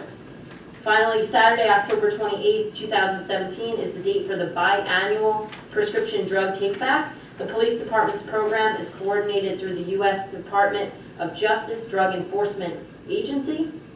The National Prescription Drug Take-Back Day aims to provide a safe, convenient, and responsible means of disposing of prescription drugs while also educating the general public about the potential for abuse of such medications. The drop-off location will be in the lobby of the police department in Borough Hall and will be available between the hours of 10 a.m. and 2 p.m. That's all from my report, Mayor. Thank you, Council President. Public Health, Councilman Kukrow. No report, Mayor. Our next meeting is next Wednesday. Thank you. Thank you. Streets and Roads Ecology, Councilwoman Blumenstock. Thank you, Mayor. In addition to regular garbage pickup, the DPW continued to elevate and prune shade trees in various locations throughout the borough. They repaired a loose manhole at 255 Hickory and performed in-house repairs to the borough street sweeper and garbage trucks. They also cleared an area at the recycling center for the police shed and assisted D&G Electric with the new light pole installation at Kennedy Plaza. Vanwood's bucket truck was utilized for the install, as we said previously.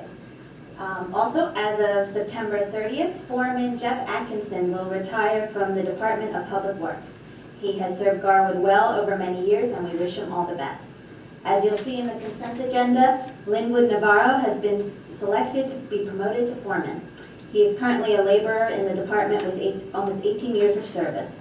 The Streets and Roads Committee sat in on interviews conducted by Superintendent Clint Dixon, and the majority of the committee supports the superintendent's decision to promote Mr. Navarro. That's all for my report, Mayor. Thank you. Fire, Councilman Sarno? Thank you, Mayor. The August report, we had 13 incidents, 6 alarm activations, 1 fire, 2 assisting of the departments, 3 mutual aid calls with Elizabeth and Westfield. Total man hours 72. And at the Pathmark property, using yard hydrants on property and large diameter feeder line deployment to supply the E3 and E5, the 2 engines, using multiple 1 3/4 pre-connected hose lays with the Y hookup. So provide a nice drill with that parking lot, as it's not being used right now. Also have to report that we have to remove Robert Moran, Brad Visit, and Todd Latini from our active roster as they've accepted their positions elsewhere. And we also have the resignation of James Cooper, who has served loyally and dependably for the department for 24 years, and we will be missed. That's all for my report. Thank you, Councilman.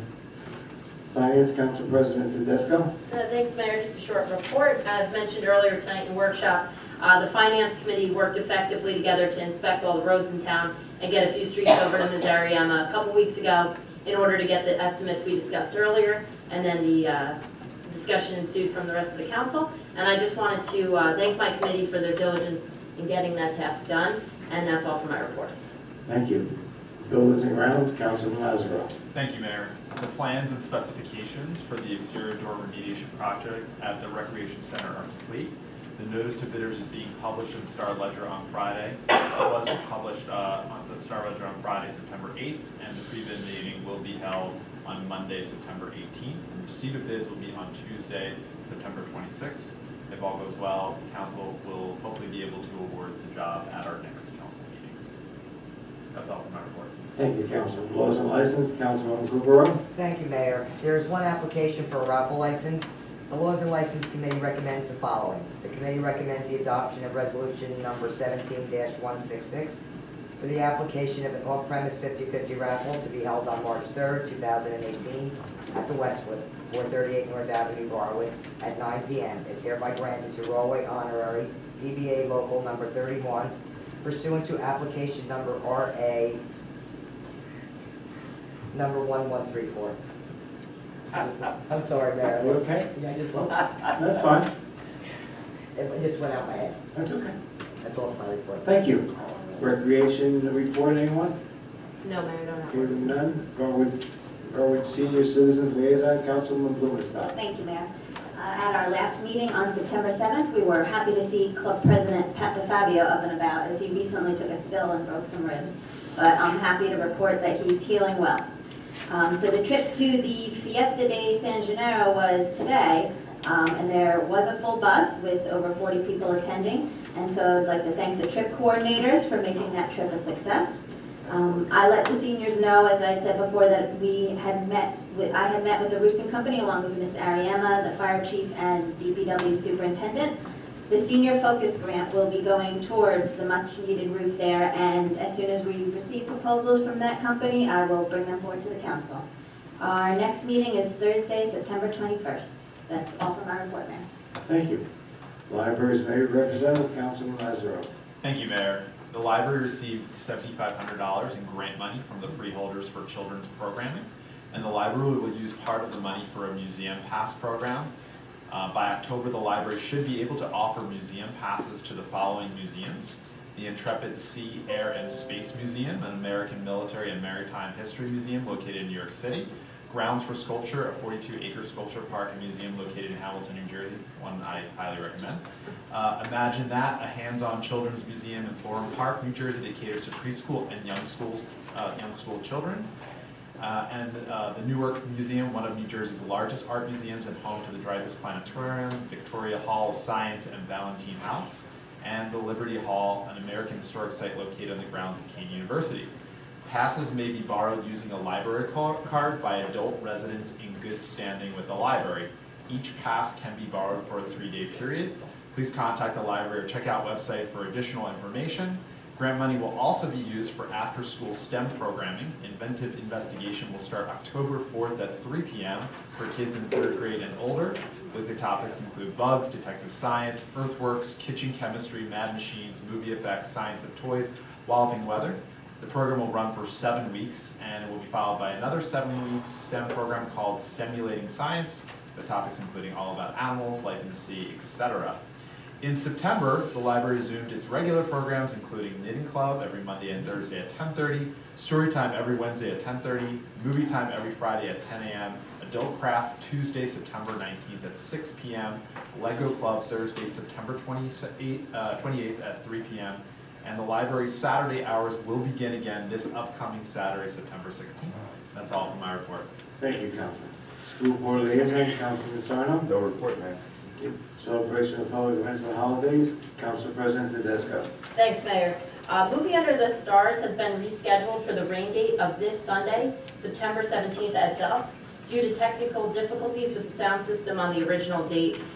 It was so nice to see, however, so many families attend that night, but unfortunately the movie didn't play. However, honestly, it was clear to see that many of the children did not seem to mind at all, still enjoyed playing on the playground into the night and eating goodies like popcorn and ice cream.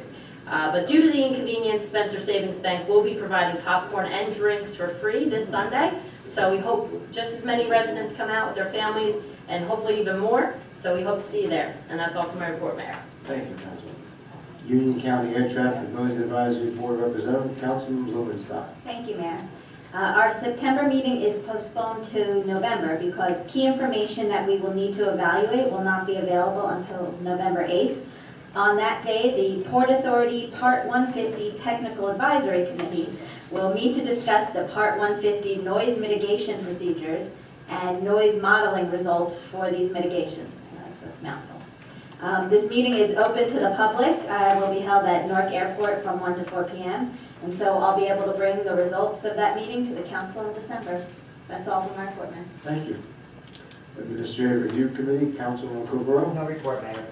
Historical Committee, Council President Tedesco. Thank you, Mayor. The Historical Committee met a couple weeks ago and discussed a number of items. Most pressing, the committee is hard at work ordering and preparing ornaments for sale this holiday season. Each ornament will contain a historic picture of something very important to Garwood, and we're really excited to launch this as a series so that folks can look forward to new releases each year, so get ready, ornaments for sale each year. Ornaments will be sold in a set of 3 or as singles. I'll provide more information on the ornaments and how you can get them once they are finalized. And we are also busy creating a newsletter to introduce the group and our mission, as well as to provide other interesting historical information about the great town we have to send out to everybody here in town. And that's all for my report, Mayor.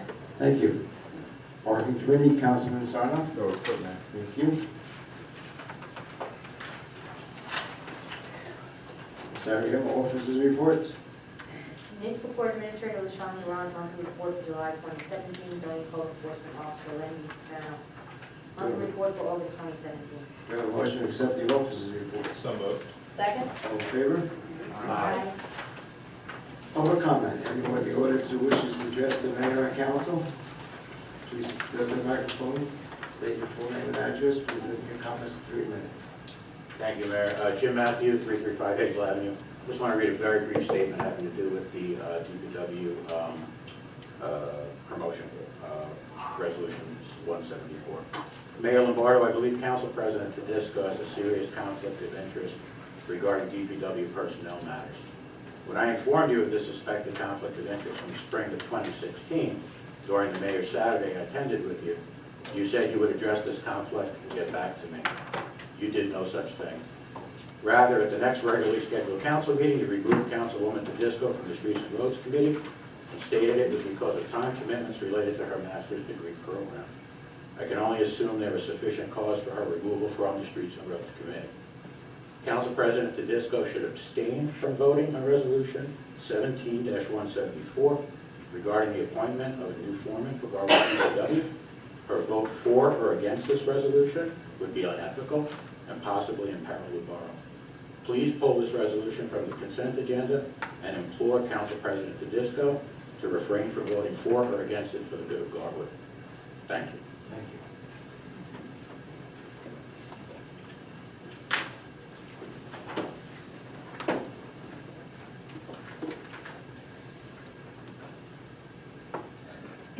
Good evening, Mayor. Ladies and gentlemen of the council, Bruce Patterson, 225 Little Avenue. Welcome back. Question, I think this is to Councilman Lazar. You mentioned about a pre-bid meeting, what, 9/18? Yeah, it was on Friday, September 8th. Notice to bidders, I'm sorry, the pre-bid meeting will be held on next Monday. At what time? 11 a.m. 11 a.m. Yeah, 11 a.m. At the rec complex? Right here. Oh, here in council chamber.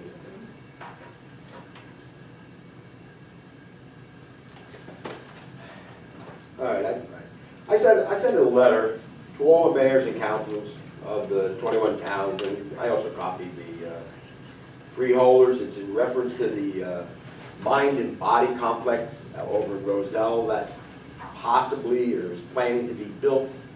I touched upon this the last meeting. But anyway, the issue, and I'm sure you all read the letter, as lengthy as it was, and it was also in the Westfield Leader. Thank you very much to Horace Court, because it was like half a page. But anyway, the issues we have here, and I'm calling upon not only this council, but other councils, but I'm not going to travel around to them. I'm going to let them figure out what to do. But the county itself and the UCIA, which is the Union County Improvement Authority, is imposing such financial stress on the town of Roselle by way of this $59 million bonding that it's going to do, which will in essence double the bonding capacity of the borough of Roselle. And as I mentioned, I said I would assume everybody by now should know what the bonding capacity is.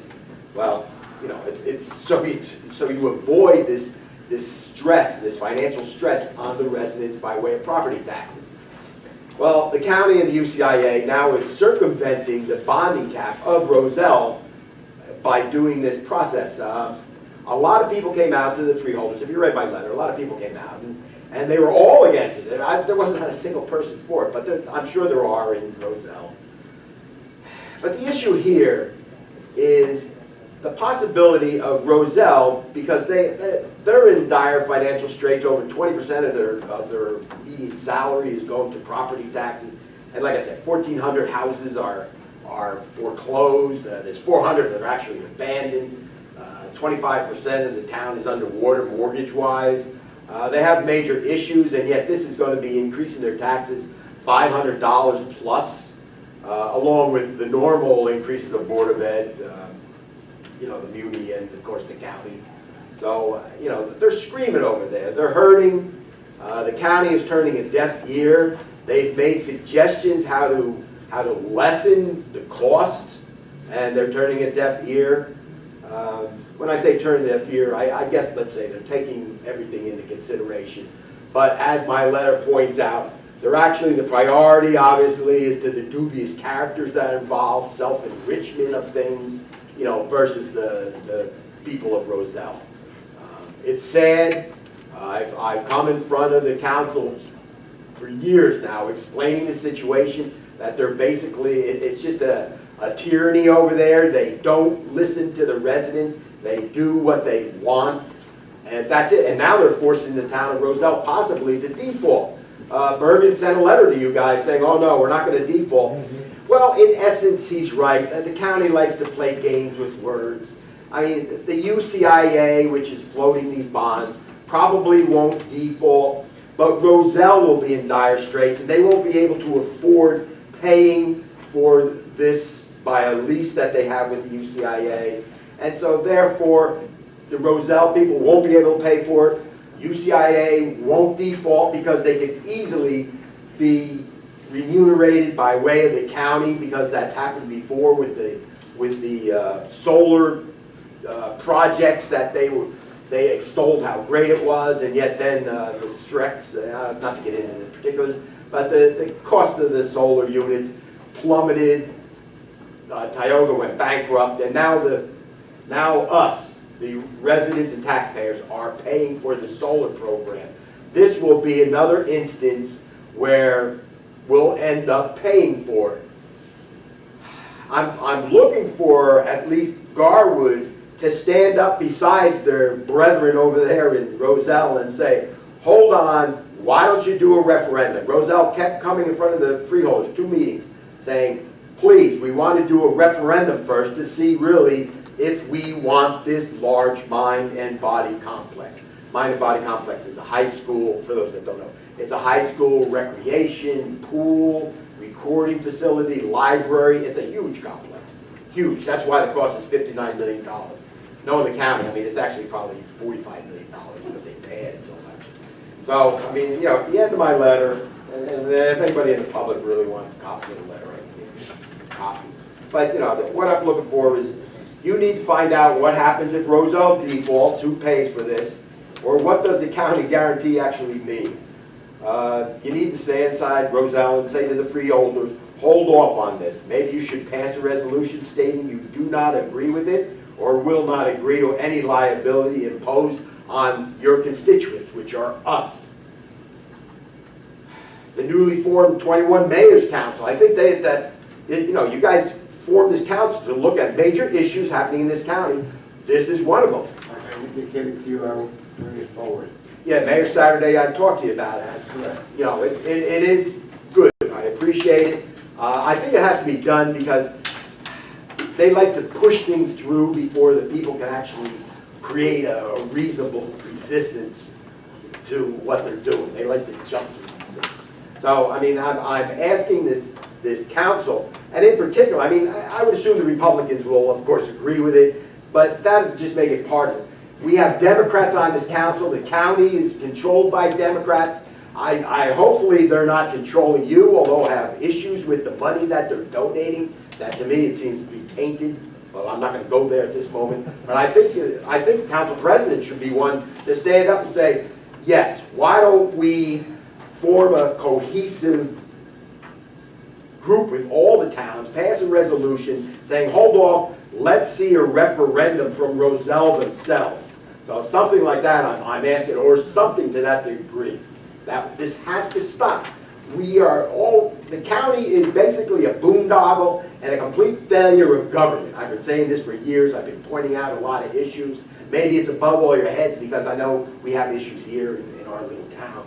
But I'll tell you, the more we look locally, the more they can get away with it. This is another thing. So thank you very much. I mean, if anybody really wants to comment, I would like to hear comments of what's going on. I would like to do that. I have no problem because I quite frankly don't understand how we can put this forth in Roselle when basically the town has nothing.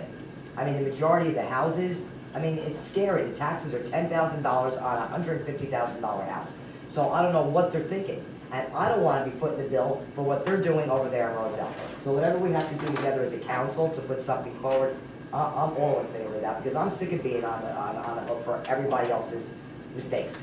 Yeah, and as a realtor, you understand I the know what's going demographics of on. what I know what's goes going on. on there. It's been going on there for 25 years. They're hurting over there. Absolutely, and prices haven't changed, prices have not gone up, and I'm sorry, my son used to play basketball there, that armed police officers at the door. Yeah, this trick is really to circumvent the Well, body. I know what the county does.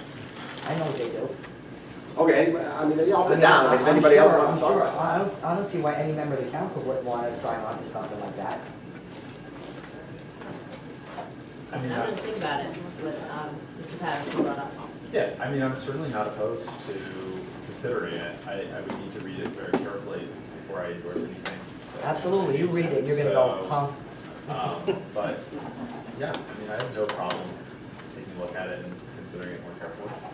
And right now, the whole process is in a state of, not complete because it's in litigation right now, so Mhm. just so you know. Yep. Anyone else? Good evening, Council Rich McCormick, 114th Avenue, Garwood. DPW, hot topic again, I can't believe it. Equipment. Can I ask how often, I think this young lady also asked, how often do we use a bucket truck? Wow. And I said I have to get you some estimates. I can't get you, I Okay, can the tell you reason why I asked sometimes that that is- they use it, but I can't get you numbers right now. Is there a reason why we don't look into purchasing a used bucket truck for the little that the bucket truck does get used? Is there a reason why Garwood can't do that? Congress is so, Mayor Nicole and myself bought that unit on Route 20 about 18 years ago. So they're pretty good for it. Yes, Is it there a is. reason why we can't buy another used one instead of spending 150 plus for something we don't use on a daily basis, which we kind of use a garbage truck for? It's certainly on the table, Yeah. sure. So with that said also, how often did you look into buying a new fire truck, a new ambulance for Garwood? Is that on the table also? That's a pretty pricey expense. You can't buy the ambulance, but the fire truck is on the table. The ambulance is a separate item. So we have enough grant monies to do a fire truck, a bucket truck, possibly a dump truck, and still not pave some roads for the borough? No, there's no Okay. money for none of that. All right, I'm just putting some thought out there. I'm not here to beat you up or criticize you, but there's a lot of discussion about the DPW lately, so, you know, just bells are going off, so I thought it was nice that I come up and bring it to your attention. Thank you. Thank you. Thank you. Anyone else? Well, seeing none, we'll move on to consent agenda. I understand we want some resolutions over there. Yes, I want 17-167, and you might as well throw in 170 since that goes along with it. And 174. Thank you. Okay, do I have a motion to accept the amended consent agenda? So moved. Second. Roll call, Ms. Ariano.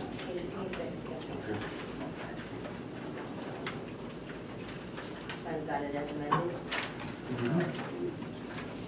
Okay, I'm sorry, who made the motion? I did. And I made the second. Okay, thank you. Councilman Blumenstock. Aye. Councilman Kukrow. Yes. Councilman Lazaro. Aye. Councilman Sarno. Aye.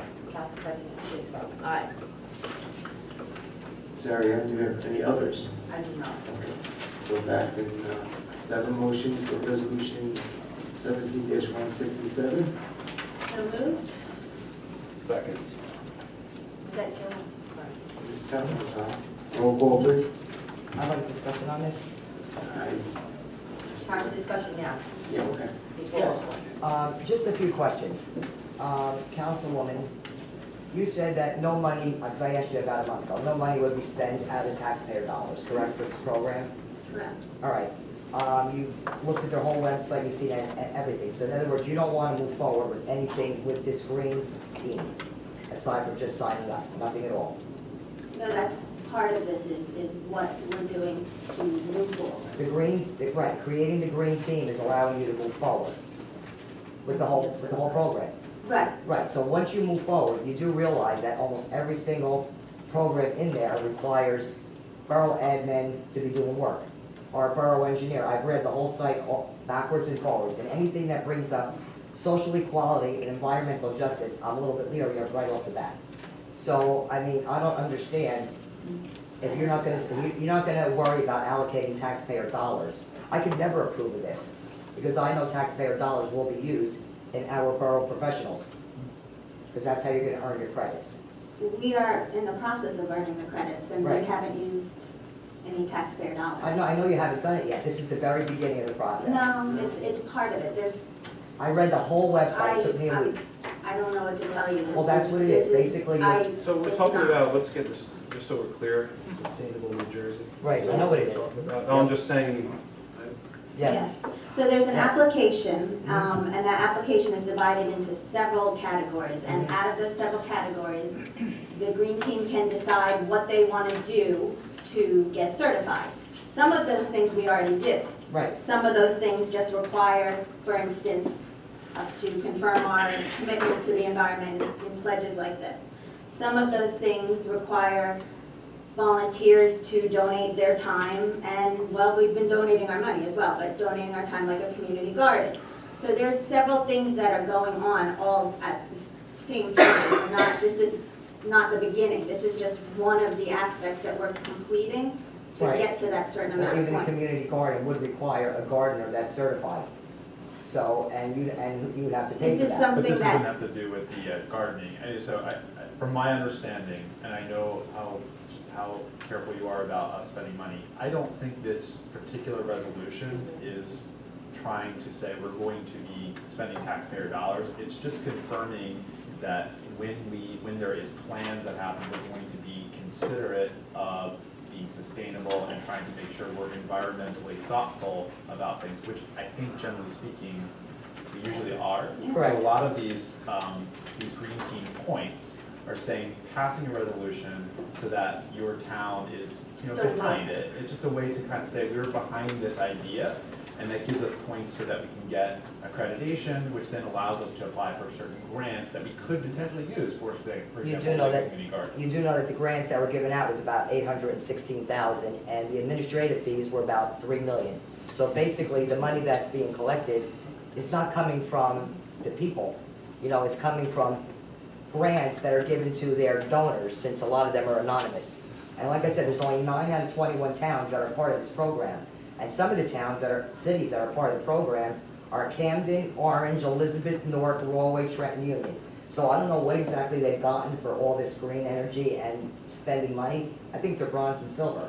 I just want to make sure that I'm sitting up here and I'm not promising taxpayer dollars to go to a program that I know for a fact is going to cost taxpayers money. well, once we get certified, you don't have to do anything.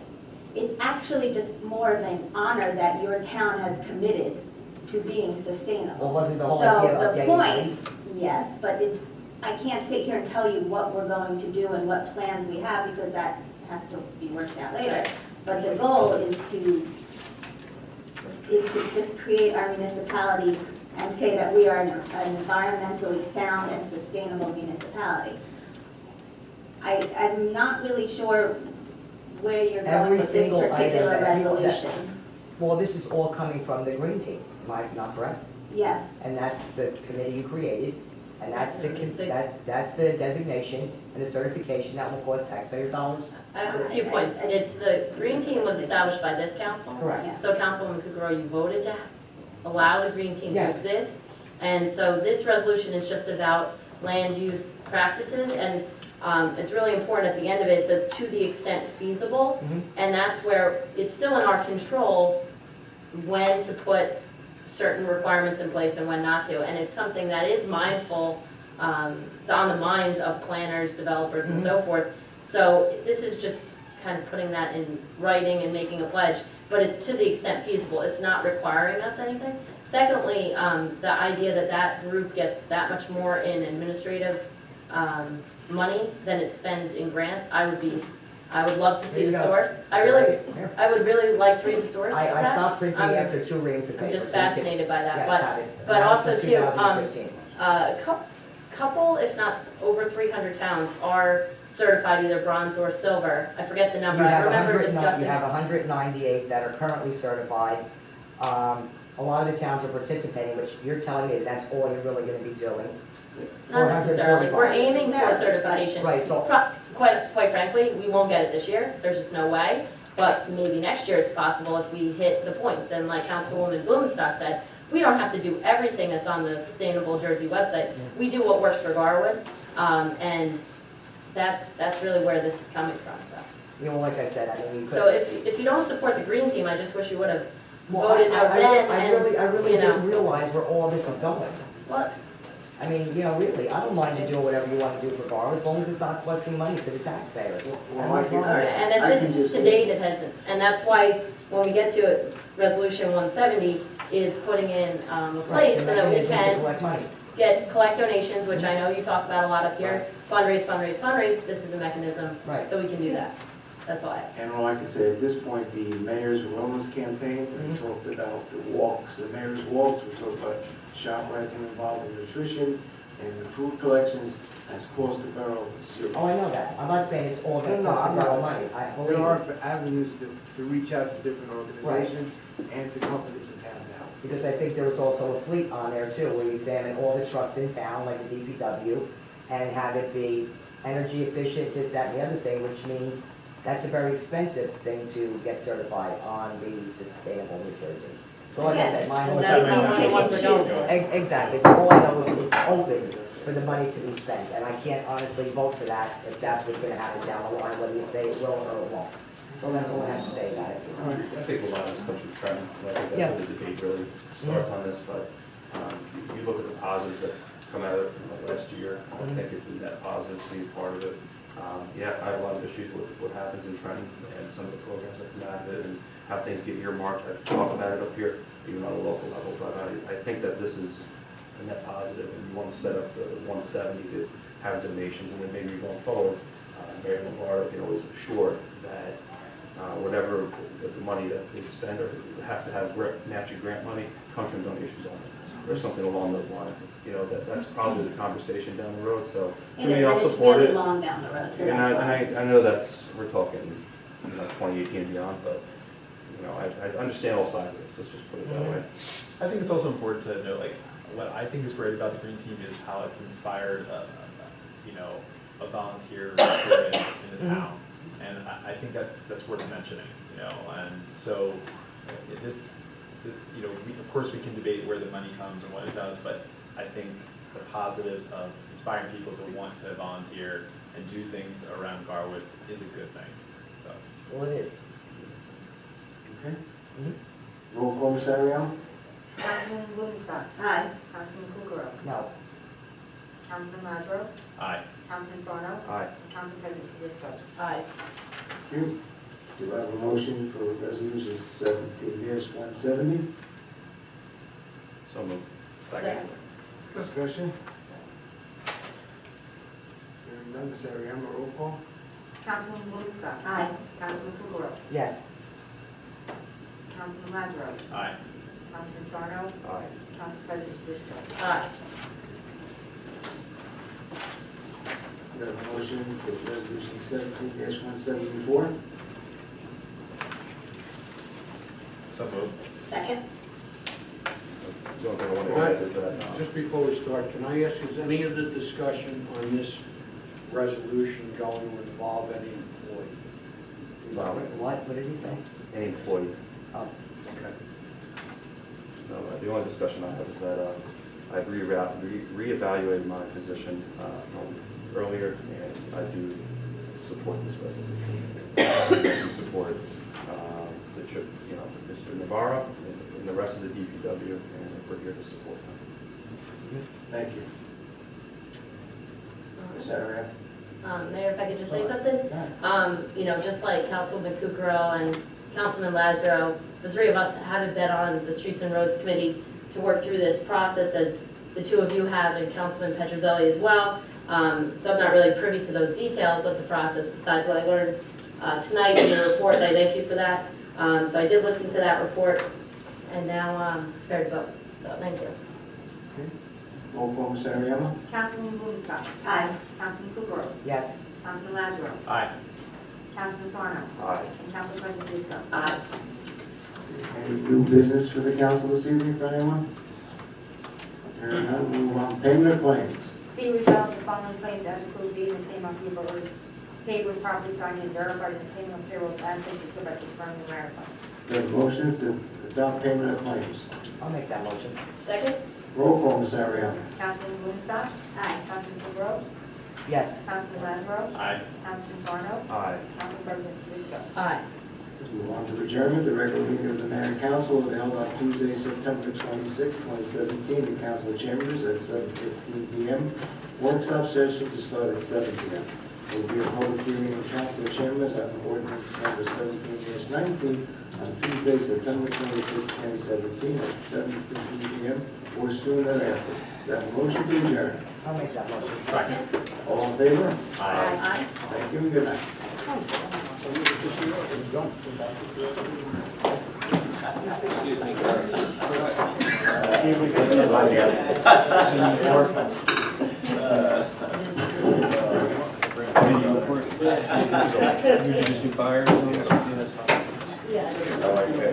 Go, Dave.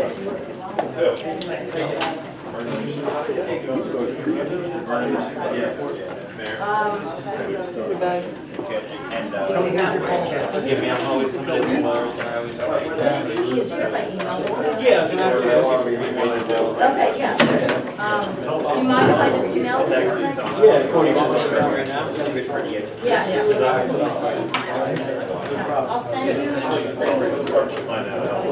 I'll send you what I